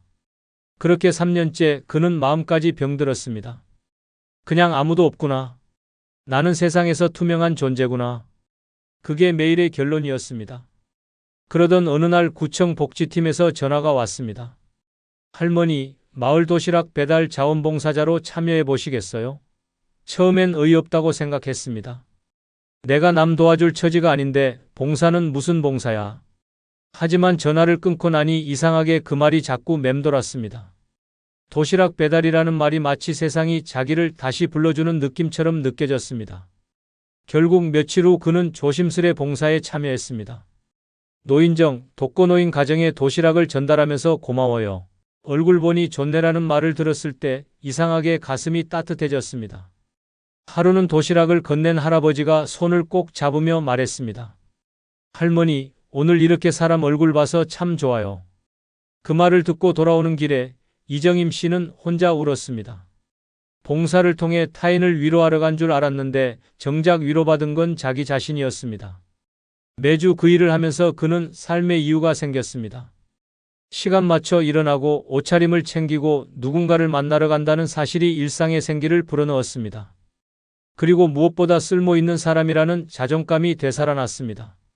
노년의 외로움을 없애는 다섯 번째 방법은 자원봉사는 타인보다 오히려 나를 위로한다는 사실을 받아들이는 것입니다. 대부분의 노인은 자신이 이제 사회에서 역할을 잃었다고 느낍니다. 가족에게도 세상에게도 더 이상 필요한 존재가 아니라고 착각하게 됩니다. 그러나 자원봉사는 이런 잘못된 인식을 깨뜨리는 강력한 반전입니다. 도움받는 사람은 물론 감사하지만 도움을 주는 사람 또한 자기 존재감을 회복하게 됩니다. 누군가를 위한 행동이 결국 내 삶의 목적을 부여하고 내 마음에 따뜻함을 심어주는 결과로 돌아옵니다. 특히 노년기에 느끼는 외로움은 무력감과 쓸모없음에서 비롯됩니다. 자원봉사는 그런 감정을 정면으로 부수는 도구입니다. 거창한 활동일 필요는 없습니다. 밥 한 끼 나르는 일, 장 보러 같이 가주는 일, 도서관에서 책 정리하는 일도 충분합니다. 단 몇 시간의 봉사활동이 하루 종일 TV에 기대 사는 삶을 뒤흔들 수 있습니다. 타인을 챙기면서 오히려 나를 치유하게 됩니다. 타인의 미소를 보며 나도 웃게 되고 감사 인사를 들으며 나의 존재 가치를 되새기게 됩니다. 자원봉사는 남을 위한 일이 아니라 내 마음을 지키기 위한 선택입니다. 외로움을 이기는 가장 직접적이고도 따뜻한 방법입니다. 이제는 아무도 나를 필요로 하지 않는다고 느낀다면 바로 그 순간이 자원봉사를 시작해야 할 때입니다. 내가 누군가에게 위로가 되는 순간 내 외로움도 사라지기 시작합니다. 내가 뭘 배워? 이제 다 늙어서 뇌도 굳었는데. 74세 박정순 씨는 평생 배움과 거리가 먼 삶을 살아왔습니다. 초등학교 4학년 때 학교를 그만두고 시장에 나가 일을 시작했습니다. 결혼 후에는 아이 셋 키우느라 정신없이 살았고 남편 뒷바라지에 집안일까지 쉴 틈이 없었습니다.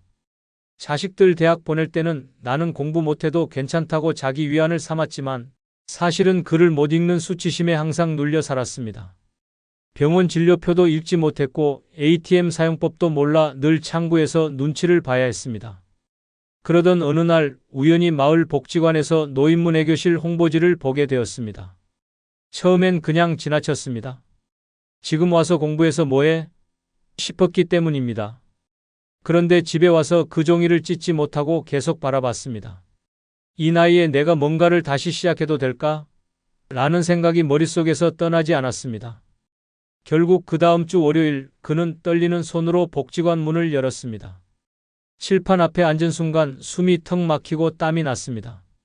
그러나 선생님이 이렇게 말했습니다. 여기 오신 순간부터 이미 대단하신 겁니다. 겁은 두고 오셨어요.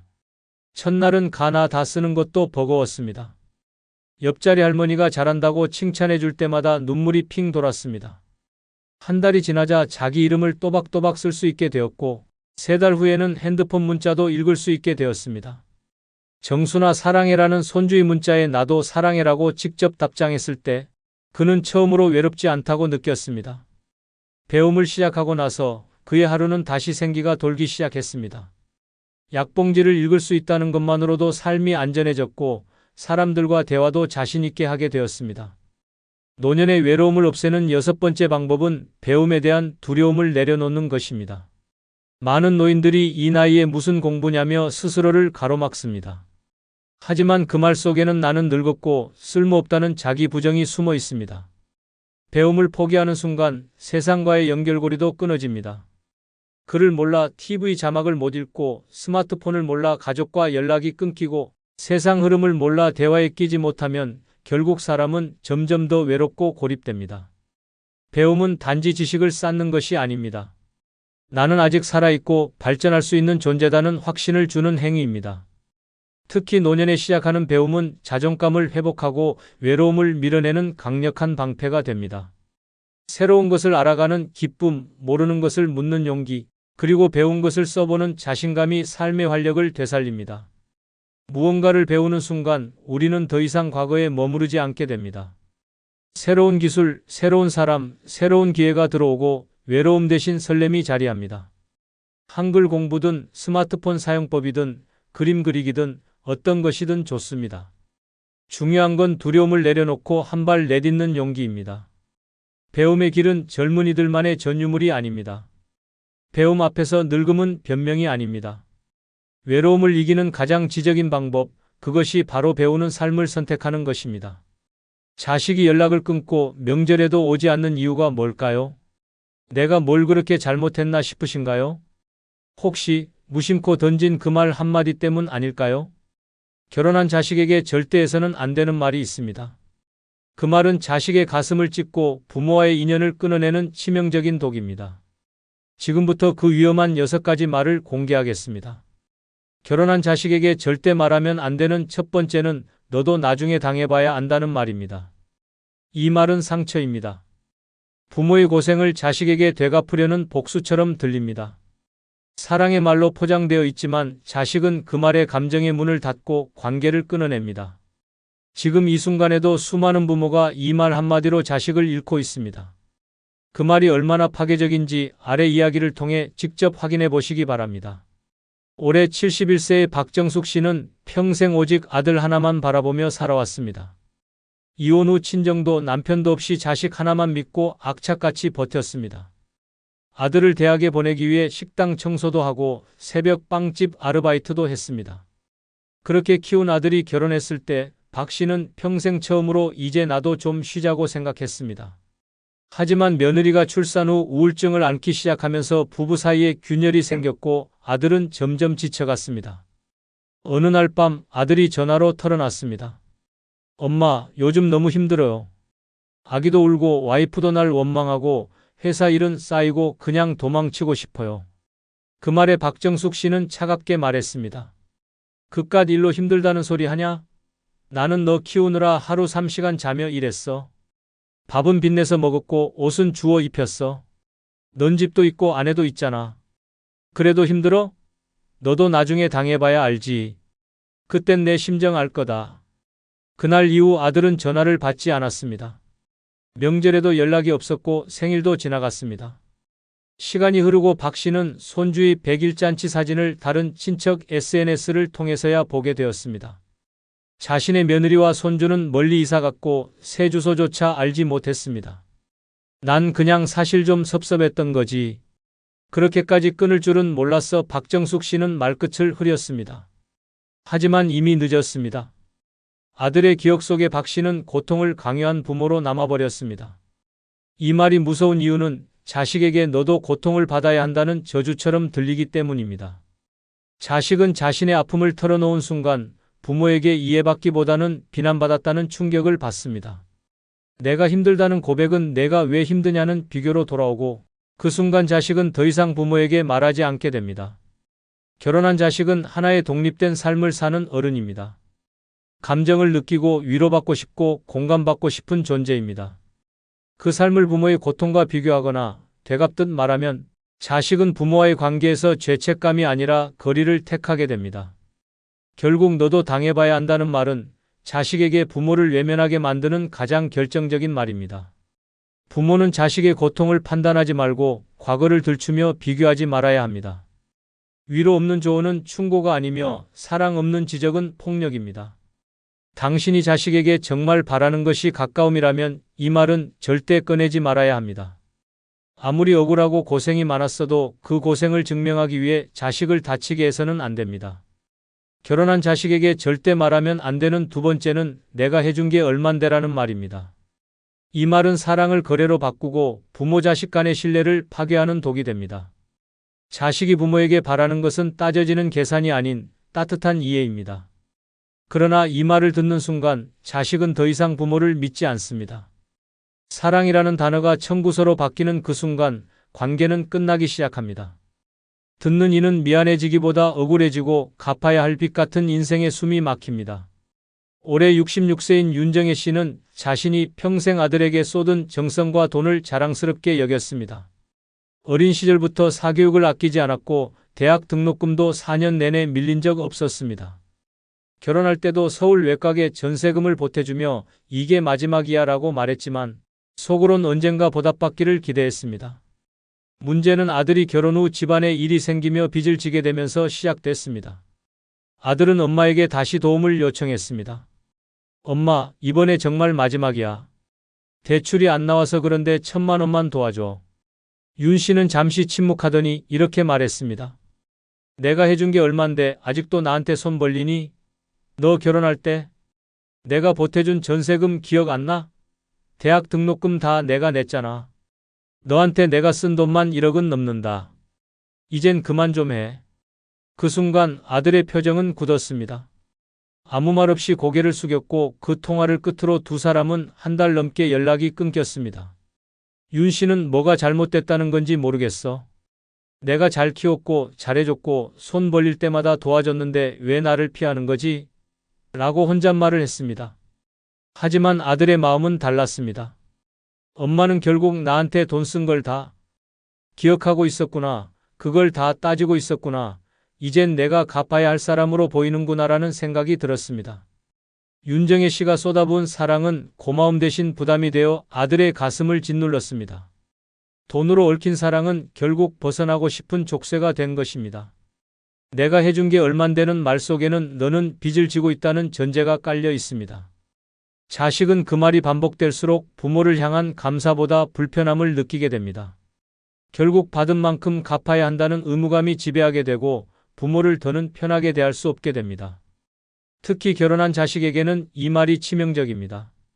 이제는 한 가정을 꾸려야 하는 성인에게 부모가 사랑을 청구하면 그 청구서를 감당하기 위해 자식은 멀어질 수밖에 없습니다. 더는 약속도 대화도 피하게 되고 결국 부모는 내가 그렇게 해줬는데라는 외로운 후회를 남기게 됩니다. 사랑은 숫자로 따질 수 없습니다. 부모가 자식에게 베푼 사랑은 통장의 이체 내역이 아닙니다.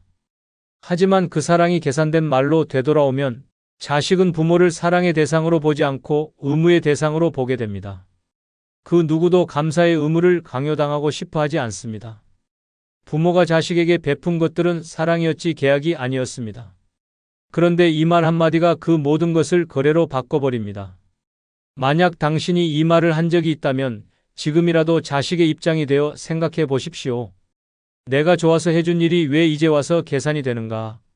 그 사랑이 진심이었다면 되묻지 말아야 합니다. 그래야 그 사랑은 진짜가 됩니다. 내가 해준 게 얼만데라는 말은 절대 사랑이 아닙니다. 그것은 이별의 예고편입니다. 결혼한 자식에게 절대 말하면 안 되는 세 번째는 재산 분배는 너희들 행동 보고 결정할 거다는 말입니다.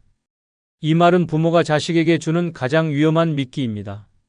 사랑이 아니라 조건을 걸고 마음이 아니라 계산을 남깁니다. 자식의 효도를 진심으로 만들기보다 연극으로 만들고 형제 사이를 화목하게 하기는커녕 원수로 만듭니다. 이 말 한마디가 가족 전체를 무너뜨립니다. 박도연 씨는 75세 서울 은평구에서 30년 넘게 자영업을 하며 억척같이 살아온 인물입니다. 아파트 한 채와 상가 2칸을 남긴 그는 퇴직 후 유산 정리를 놓고 고민에 빠졌습니다. 딸 2, 아들 1, 셋 다 결혼했고 나름 열심히 살고 있었지만 박 씨는 유독 둘째 아들의 태도에 못마땅함을 느끼고 있었습니다. 어느 날 가족들이 모두 모인 저녁 자리에서 박 씨는 와인을 한 잔 들이킨 후 이렇게 말했습니다. 나도 이제 나이가 있고 가진 것도 많진 않지만 조금은 있다. 근데 말이지 재산 분배는 너희들이 앞으로 어떻게 행동하느냐에 따라 결정할 거다. 순간 분위기가 싸늘하게 식었습니다. 첫째 딸은 웃으며 아빠 또 그런 말 하신다라고 넘기려 했지만 말은 이미 뱉어졌습니다. 이후 가족들의 태도는 미묘하게 달라졌습니다. 막내딸은 평소보다 자주 전화를 걸었고 둘째 아들은 주말마다 아이를 데리고 집을 찾았습니다. 그러나 그 정성이라는 것이 눈에 뻔히 보이는 억지스러움이었습니다. 손자까지 대본을 외운 듯 할아버지 저 공부 열심히 할게요 라고 말했습니다. 박도연 씨는 처음엔 흐뭇했습니다. 이렇게라도 자식들이 찾아오니 좋네라고 생각했습니다. 하지만 그 평화는 오래가지 않았습니다. 어느 날 둘째 아들이 형과 함께 몰래 박 씨의 등기부등본을 떼간 사실을 알게 되면서 균열이 시작됐습니다. 아버지가 살아계신데 왜 재산을 뒤져? 그럼 형은 안 궁금해?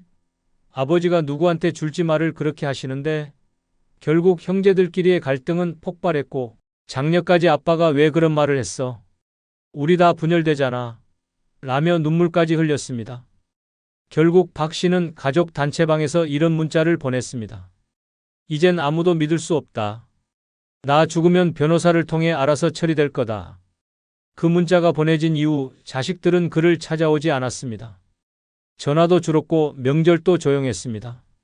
박 씨는 어느 겨울날 자신의 생일에 빈 거실을 바라보며 처음으로 후회했습니다. 그냥 가만히 있었으면 좋았을걸.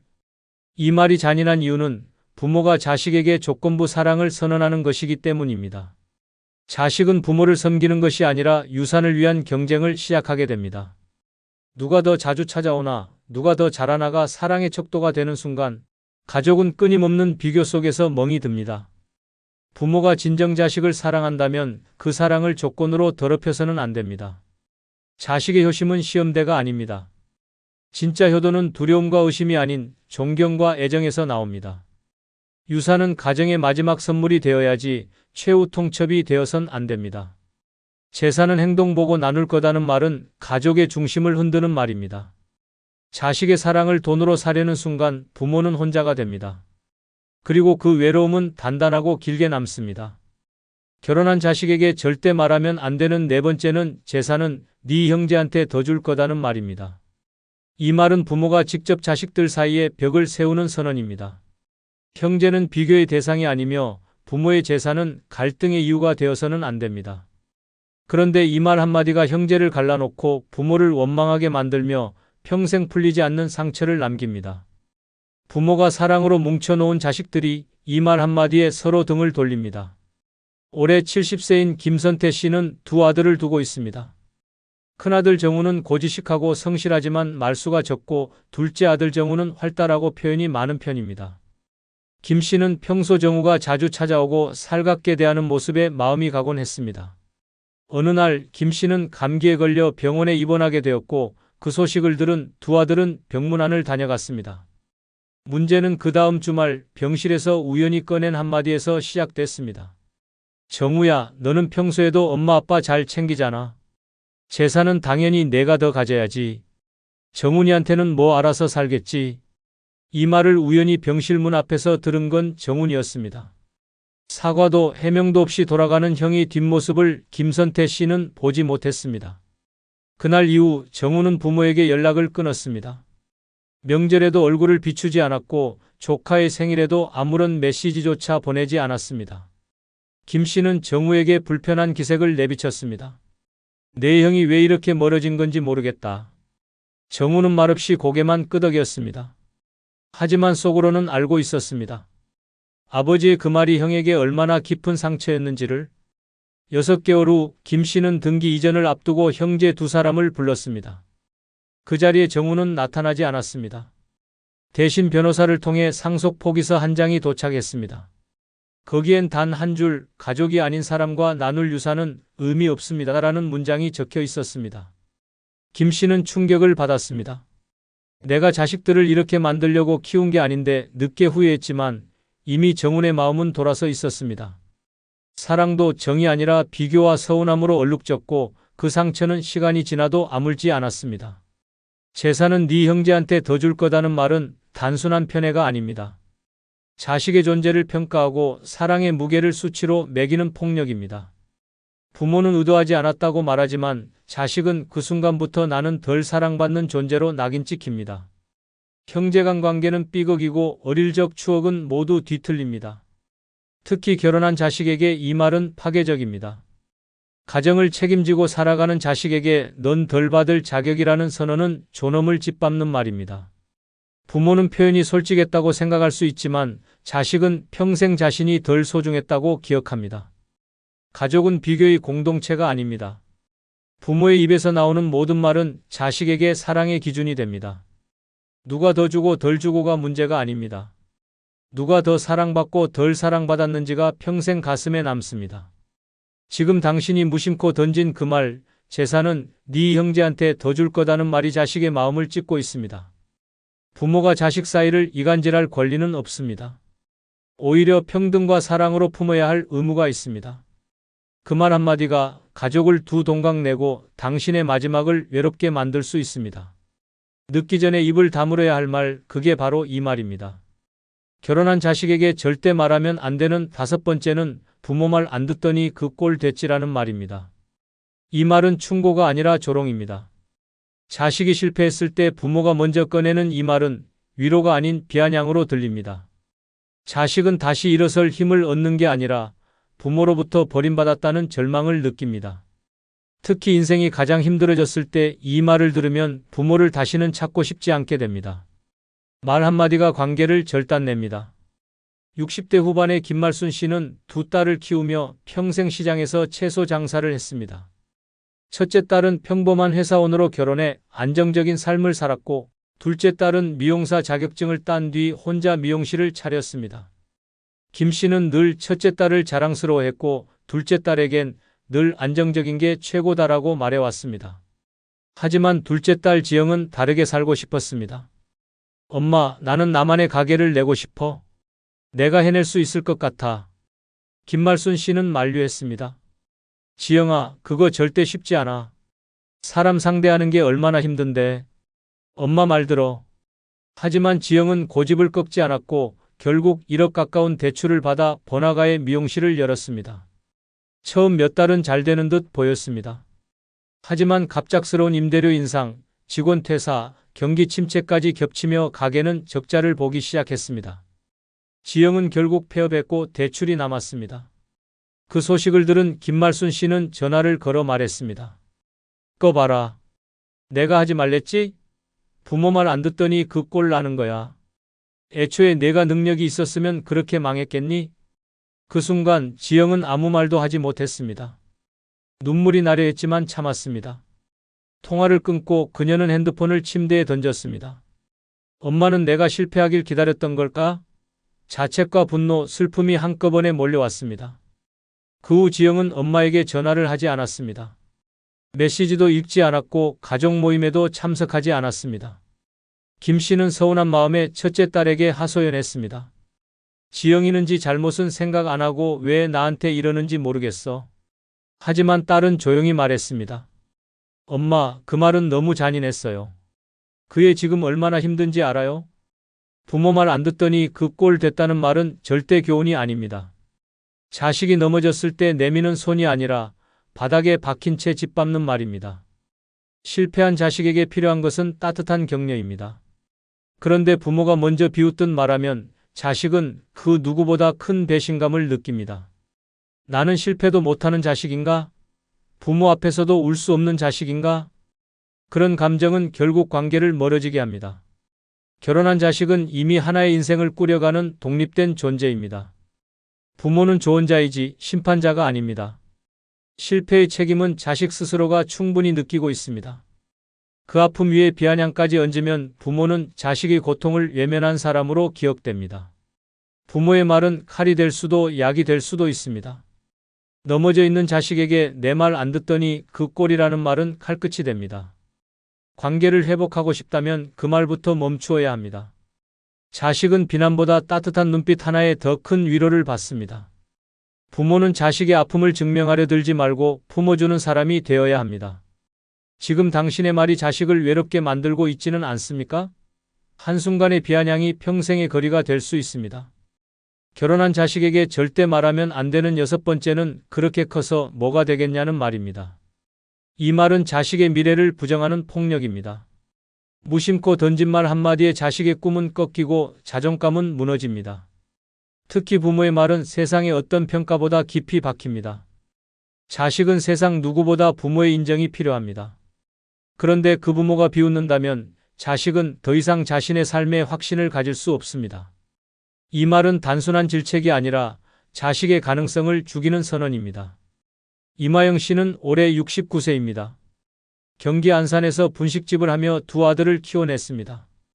첫째는 안정적으로 회사에 다니며 결혼했고 둘째 민수는 어려서부터 말썽도 많고 엉뚱한 구석이 많았습니다.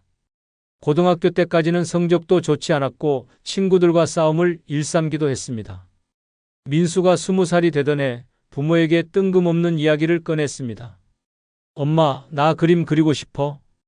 캐릭터 디자인하는 사람이 되고 싶어. 이마영 씨는 웃었습니다. 너 그림은커녕 수학도 못하잖아. 그렇게 커서 뭐가 되겠냐? 내가 지금 장난하는 거야? 민수는 억지로 웃고 고개를 끄덕였지만 방으로 들어가며 입술을 깨물었습니다. 그날 밤 그는 자신이 오랜 시간 준비해온 그림 노트를 불에 태웠습니다. 친구들에겐 엄마가 허락 안 해. 그냥 군대 갈래. 라고 말하며 웃었지만 속은 무너졌습니다. 민수는 이후 군대에 갔고 제대 후 아무 직장에나 들어갔습니다. 마음을 붙일 데가 없었고 꿈을 포기한 채 시간만 보냈습니다. 시간이 흘러 민수는 결혼했지만 늘 자신이 부족하다고 느끼며 살아갔습니다. 어느 날 아내와 말다툼을 하던 중 이렇게 말했습니다. 나도 하고 싶은 게 있었어. 근데 우리 엄마가 그랬어. 그렇게 커서 뭐가 되겠냐고. 그때부터 나는 그냥 안 되는 사람인 줄 알았어.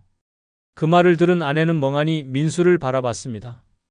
그토록 밝고 천진했던 남편이 어릴 적 부모의 한마디에 갇혀 지금까지도 자신을 용서하지 못하고 있었다는 사실에 충격을 받았습니다. 이마영 씨는 손주의 생일에 오랜만에 아들의 집을 방문했습니다. 민수는 어색하게 웃으며 어머니를 맞았고 케이크를 자르며 조용히 말했습니다. 엄마, 나 아직도 그 말이 생각나요.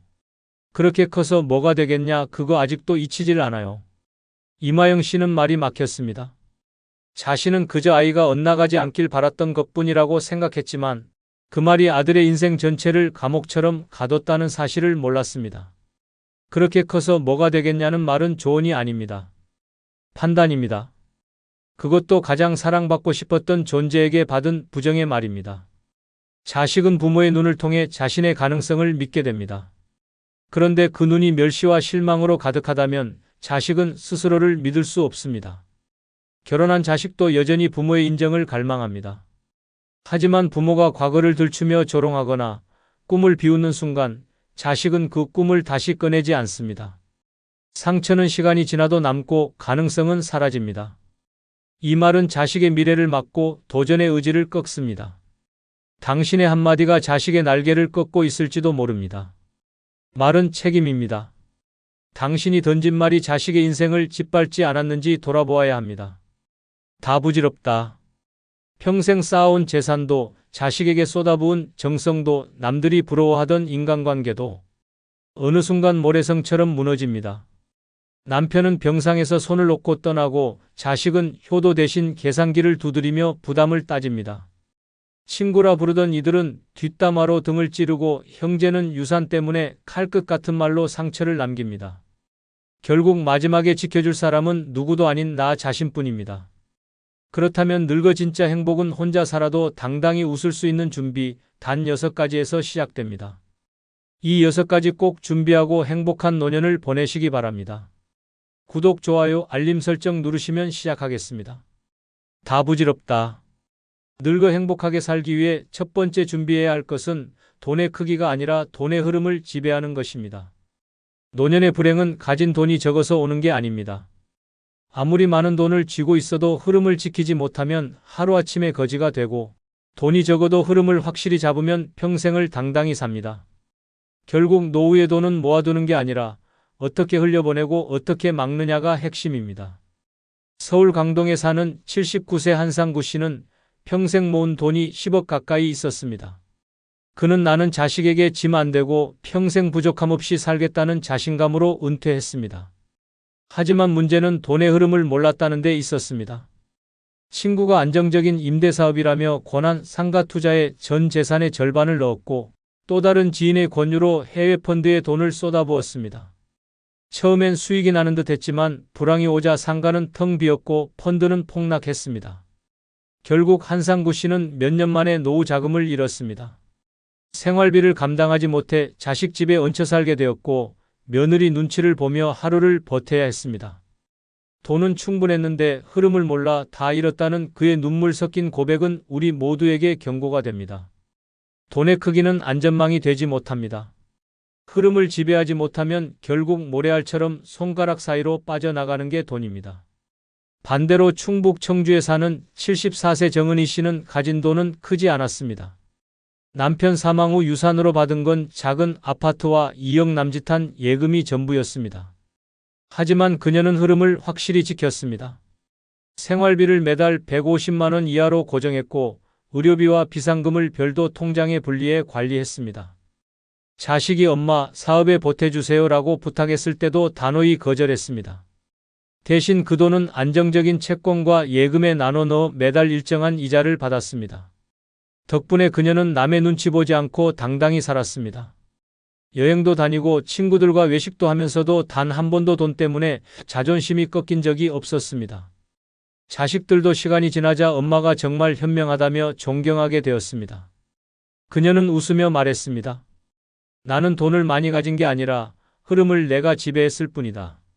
그래서 내 노년은 자유롭다. 이 두 사례의 차이는 분명합니다. 돈을 많이 가진 사람도 흐름을 놓치면 하루아침에 나락으로 떨어지고 돈이 적어도 흐름을 지킨 사람은 평생을 당당하게 삽니다. 노년의 진짜 적은 빈지갑이 아니라 잘못된 돈의 방향입니다. 친구의 권유, 자식의 부탁, 순간의 욕심에 따라 흐름을 빼앗기면 결국 내 인생도 빼앗깁니다. 다 부질없다. 노년의 7번째 준비는 돈의 크기를 불리는 것이 아니라 흐름을 정확히 지배하는 것입니다. 매달 들어오는 돈과 나가는 돈을 단순하게 정리하고 자식에게 휘둘리지 않고 욕심에 흔들리지 않아야 합니다. 그래야 돈의 노예가 아니라 돈의 주인이 되어 살 수 있습니다. 돈은 많다고 행복을 보장하지 않습니다. 흐름을 내가 잡을 때만 돈이 나를 살리고 내 노년을 자유롭게 만듭니다. 다 부질없다. 늙어 행복하게 살기 위해 두 번째 준비해야 할 것은 돈에 얽매이지 않는 단순한 생활비 구조를 만드는 것입니다. 나이 들어 가장 비참한 순간은 가진 돈이 적어서가 아니라 매달 나가는 고정비에 발목이 잡혀 꼼짝 못할 때 찾아옵니다. 매달 나가는 관리비, 보험료, 대출 이자, 자식에게 주는 돈까지 합치면 남는 게 없습니다. 결국 내 입에 들어가는 밥값조차 아까워지고 병원에 갈까 말까 고민하다 몸이 무너집니다. 그래서 노년의 진짜 행복은 많은 돈에서 오는 게 아니라 단순하게 계산된 생활비 구조에서 시작됩니다. 서울 강북에 사는 74세 김정순 씨의 이야기는 충격적입니다. 그는 평생 전략하며 살아왔습니다. 노후에 자식에게 손 벌리지 않으려면 무조건 아껴야 한다는 생각으로 국밥 한 그릇도 사치처럼 여겼습니다. 하루 3끼를 3,000원짜리 국밥으로 때우며 약값도 아까워 진통제를 끊었습니다. 조금 아프면 참으면 되지 하며 버티다 결국 거실에서 쓰러졌습니다. 응급실로 실려갔지만 이미 상태는 악화된 뒤였습니다. 병원비는 순식간에 수백만 원이 쌓였고 그녀가 평생 모아둔 돈은 단 몇 달 만에 바닥이 났습니다. 자식들은 병실에 모여 울며 말했습니다. 엄마, 왜 그렇게까지 사셨어요? 조금만 드시고 치료받으시지. 그러나 이미 몸은 망가져 있었고 회복은 불가능했습니다. 결국 평생 아끼며 모은 돈은 다 병원비로 빠져나갔고 그녀에게 남은 건 고통과 후회뿐이었습니다. 마지막 순간 그녀는 차라리 돈을 쓰며 제대로 먹고 살 걸 하며 눈물로 후회했습니다.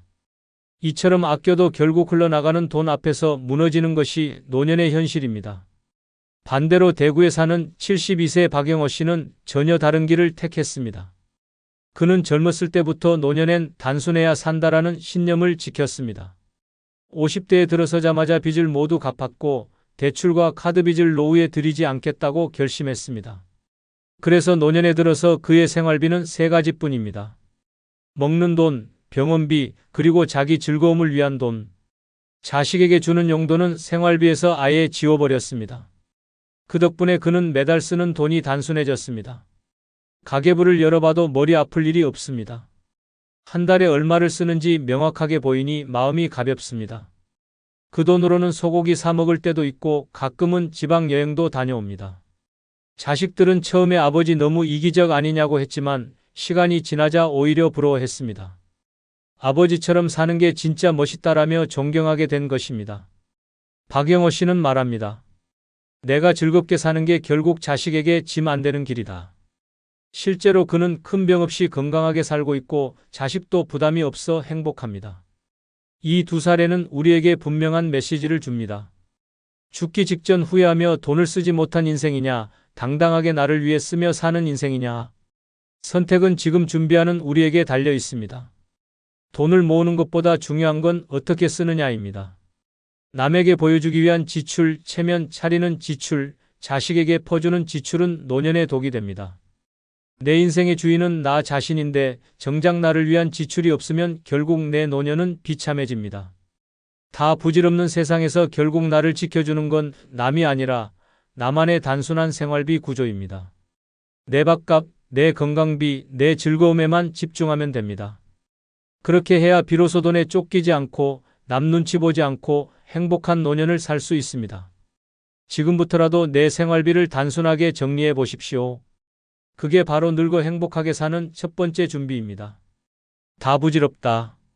늙어 행복하게 살기 위해 세 번째 준비해야 할 것은 건강을 지킬 수 있는 생활 습관을 만드는 것입니다. 돈이 조금 모자라도 자식이 곁에 없어도 건강만 있으면 사람은 당당합니다.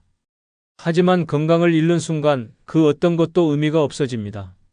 침대에 누워서 자식 눈치 보며 엄마, 아버지 병원비는 누가 내냐라는 말 들을 때의 수치는 평생 쌓아온 자존심을 한순간에 무너뜨립니다.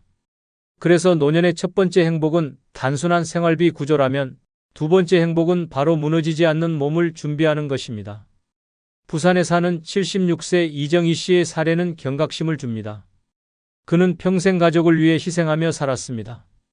남편이 일찍 세상을 떠난 후 홀로 두 자식을 키웠고 은퇴 후에는 손주까지 돌보며 몸을 혹사했습니다. 본인은 밥 한 끼 대충 때우고도 손주 도시락은 매일 챙겼습니다. 운동은 사치라고 생각했고 하루하루 버티는 게 전부였습니다. 그러던 어느 날 새벽 화장실에서 쓰러져 의식을 잃었습니다. 뇌졸 중이었습니다. 병원에 실려갔지만 이미 반신이 마비된 뒤였습니다. 자식들은 울며 엄마, 왜 그렇게 무리했냐고 했지만 이미 늦었습니다. 이후 그녀의 인생은 완전히 달라졌습니다. 누군가의 도움 없이는 밥 한 숟가락도 못 드는 신세가 되었고 평생 자식에게 짐이 되지 않으려 버텼던 여인은 결국 자식의 짐으로 전락했습니다. 그녀는 휠체어에 앉아 눈물로 말했습니다. 나는 가족을 위해 몸을 버렸는데 결국 이렇게 살아야 하네. 이보다 더 큰 비극이 어디 있겠습니까? 반대로 광주에 사는 71세 박동환 씨는 정반대의 삶을 보여줍니다. 그는 젊었을 때부터 몸은 비처럼 쌓인다는 말을 신조로 삼았습니다. 퇴직 후에도 매일 새벽 공원을 걸으며 하루 30분이라도 스트레칭을 했습니다. 돈은 없어도 병원에만 안 가도 남는 장사다라는 말이 그의 좌우명이었습니다. 실제로 그는 주변 친구들이 하나둘씩 당뇨, 고혈압, 심장병으로 쓰러질 때도 큰 질환 없이 지냈습니다. 손주와 놀아줄 체력도 충분했고 아내와 함께 전국을 여행하며 웃음을 잃지 않았습니다. 자식들이 처음에는 아버지 왜 그렇게 매일 운동을 하세요? 좀 쉬셔도 되잖아요 라며 타박했지만 결국 아버지 덕분에 간병 걱정이 없어 오히려 감사하게 되었습니다. 그는 말합니다. 건강은 나를 위한 게 아니라 결국 가족까지 살리는 거다. 지금도 그는 병원에 의존하지 않고 자신이 정한 생활 습관 덕분에 당당히 살고 있습니다.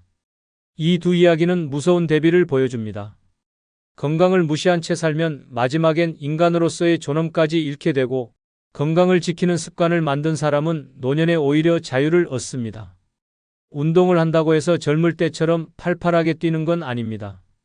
하지만 매일 조금씩 몸을 관리하면 큰 병을 피할 수 있습니다. 그리고 그것만으로도 노년의 삶은 완전히 달라집니다. 다 부질없다. 자식도 돈도 집도 다 부질없다. 결국 내 몸이 무너지지 않아야 마지막까지 웃으며 살 수 있습니다. 건강을 지키는 습관, 그 단순한 준비가 노년의 두 번째 행복을 결정합니다.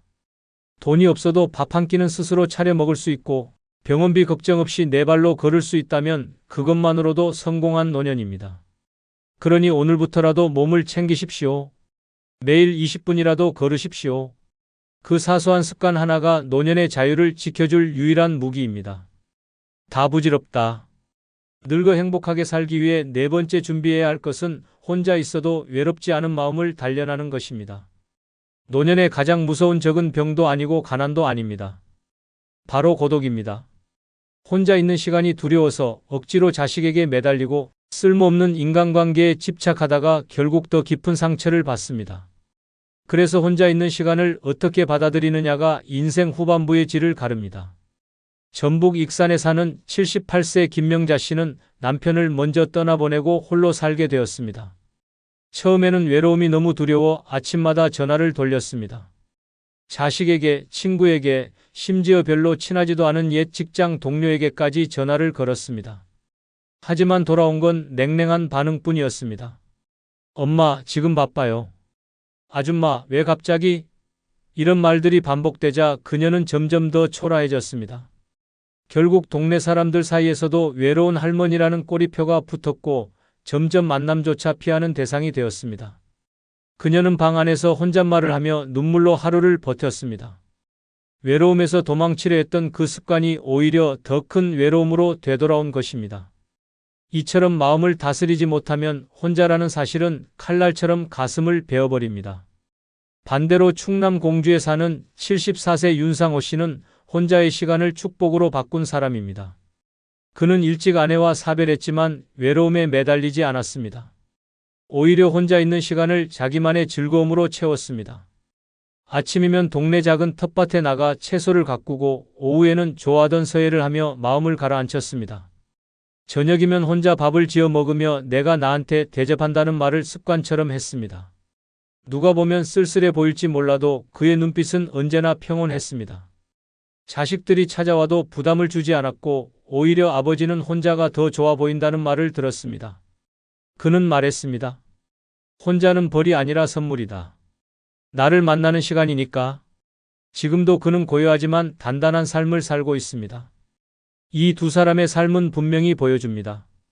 외로움에 휘둘리면 사람들에게 외면당하고 결국 더 고립되지만 혼자를 받아들이면 오히려 자유와 여유를 얻습니다. 노년에 진짜 두려운 건 외로운 시간이 아닙니다. 그 시간을 견디지 못하는 나약한 마음입니다. 자식도 친구도 결국 각자의 삶으로 돌아갑니다. 남는 건 나 혼자뿐입니다. 이 사실을 미리 인정하고 혼자서도 즐길 수 있는 마음의 근육을 길러야 합니다. 책을 읽거나 음악을 듣거나 산책을 하며 스스로에게 집중하는 습관이 필요합니다. 다 부질없다. 결국 마지막에 남는 건 내 마음뿐입니다. 누군가가 내 곁을 지켜주지 않아도 괜찮다고 말할 수 있는 내적 힘, 그것이 노년의 세 번째 준비입니다. 혼자 있어도 두렵지 않은 사람, 혼자여서 더 자유로운 사람, 그 사람이야말로 진짜 행복을 잡은 사람입니다. 오늘부터 혼자의 시간을 적으로 보지 말고 친구로 맞이해 보십시오. 그 순간부터 고독은 짐이 아니라 선물이 될 것입니다. 다 부질없다. 늙어 행복하게 살기 위해 다섯 번째 준비해야 할 것은 자식과 재산을 분리하는 용기입니다. 노년의 가장 큰 불행은 돈이 없어서가 아니라 가진 돈을 자식에게 잘못 건네면서 시작됩니다. 내가 살아있을 때라도 도와줘야지라는 착각이 결국 부모를 거지로 만들고 자식과의 관계마저 무너뜨립니다. 부모가 자식을 돕겠다고 내미는 그 돈은 고마움으로 돌아오는 게 아니라 당연한 권리로 굳어지기 마련입니다. 그래서 돈과 자식 문제는 반드시 선을 그어야 합니다. 경기도 수원에 사는 79세 이순자 씨는 평생 알뜰히 모은 아파트 한 채를 자식에게 미리 증여했습니다. 내가 살아있을 때 주는 게 더 현명하다는 주변 말에 흔들렸기 때문입니다. 처음엔 아들이 엄마 정말 감사합니다라며 눈물까지 흘렸습니다. 하지만 몇 달 지나지 않아 상황은 달라졌습니다. 아들은 집을 담보로 대출을 받아 사업을 시작했고 결국 실패했습니다. 은행에서 빚 독촉이 들어오자 그는 차갑게 말했습니다. 엄마, 어쩔 수 없어요. 집은 이미 제 거니까. 그 순간 이순자 씨는 피가 거꾸로 솟는 심정을 느꼈습니다. 평생 자식을 믿고 내준 집 한 채가 하루아침에 사라졌고 자신은 전세방으로 밀려나야 했습니다. 자식은 도리어 엄마가 좀 더 지원해 주셔야 빚을 막을 수 있다고 말했습니다. 그렇게 시작된 고통은 끝이 없었습니다. 자식을 살리려던 돈이 결국 어머니의 인생을 송두리째 앗아갔습니다. 반면 전남 여수에 사는 73세 최영호 씨는 정반대의 길을 걸었습니다. 그는 주변에서 자식에게 미리 주는 게 효도받는 길이라는 말을 들었지만 단호했습니다. 내가 죽을 때까지 내 재산은 내 거다. 그는 자식에게도 분명히 말했습니다. 돈이 필요하면 스스로 벌어라. 나는 너희에게 돈을 남겨주려고 사는 게 아니다. 자식들은 처음엔 불만을 터뜨렸습니다. 아버지는 너무 냉정하다.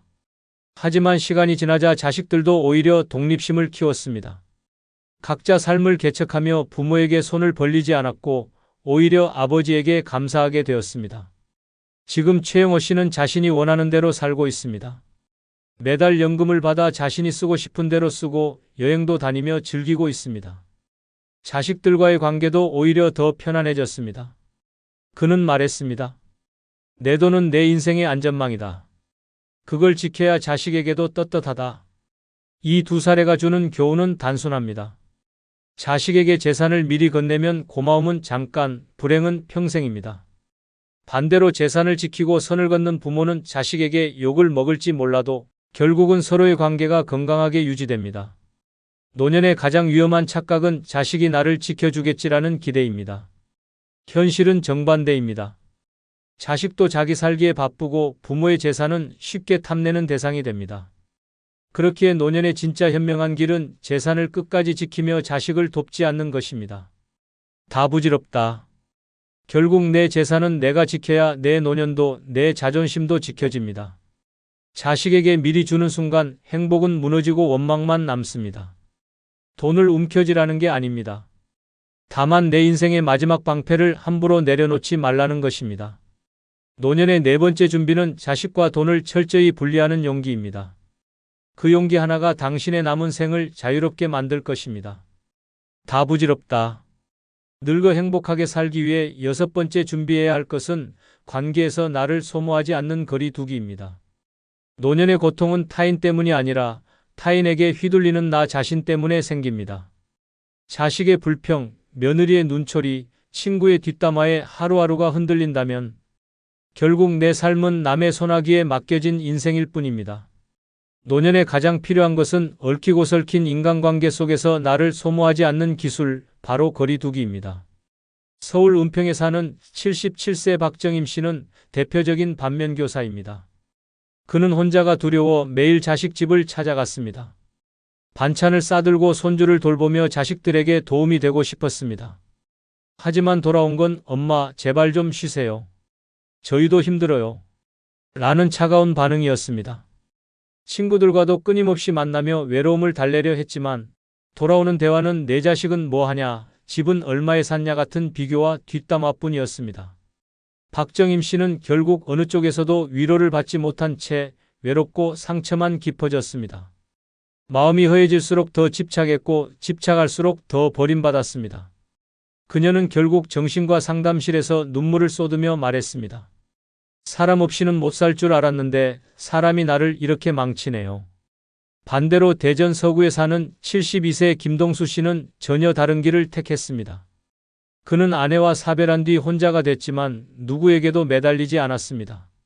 자식에게도 단호히 말했습니다. 내가 너희에게 의지하지 않을 테니 너희도 내 인생 간섭하지 마라. 친구들과도 필요한 만남만 가졌습니다. 매일 붙어 다니며 허튼 얘기를 나누는 대신 혼자 등산을 가고 그림을 그리고 동네 도서관에서 책을 읽었습니다. 그는 관계에서 거리두기를 실천하며 오히려 더 자유로워졌습니다. 자식과의 관계는 간섭이 없으니 편안했고 친구들과의 관계도 가볍고 유쾌했습니다. 사람은 가까울수록 상처를 준다. 적당히 거리를 두면 오래간다. 라는 말이 그의 철학이었습니다. 지금 그는 혼자지만 결코 외롭지 않습니다. 오히려 내가 선택한 고독이 제일 큰 자유다라고 말하며 웃음을 짓습니다. 이 두 사람의 삶이 보여주는 것은 명확합니다. 사람에 집착하면 상처로 돌아오고 거리두기를 배우면 자유가 찾아옵니다. 노년의 인간관계는 젊을 때처럼 치열하지 않아야 합니다.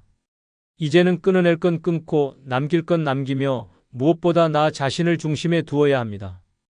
자식의 일, 친구의 문제, 형제의 부탁은 결국 다 부질없는 일입니다.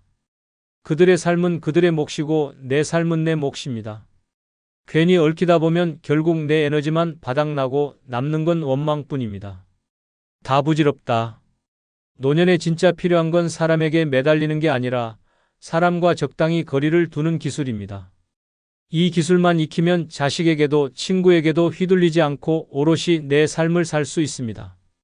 다섯 번째 준비는 바로 관계에서 나를 지키는 거리 두기입니다. 그것이야말로 외로움 없는 자유의 열쇠이며 마지막까지 내 존엄을 지켜주는 무기입니다.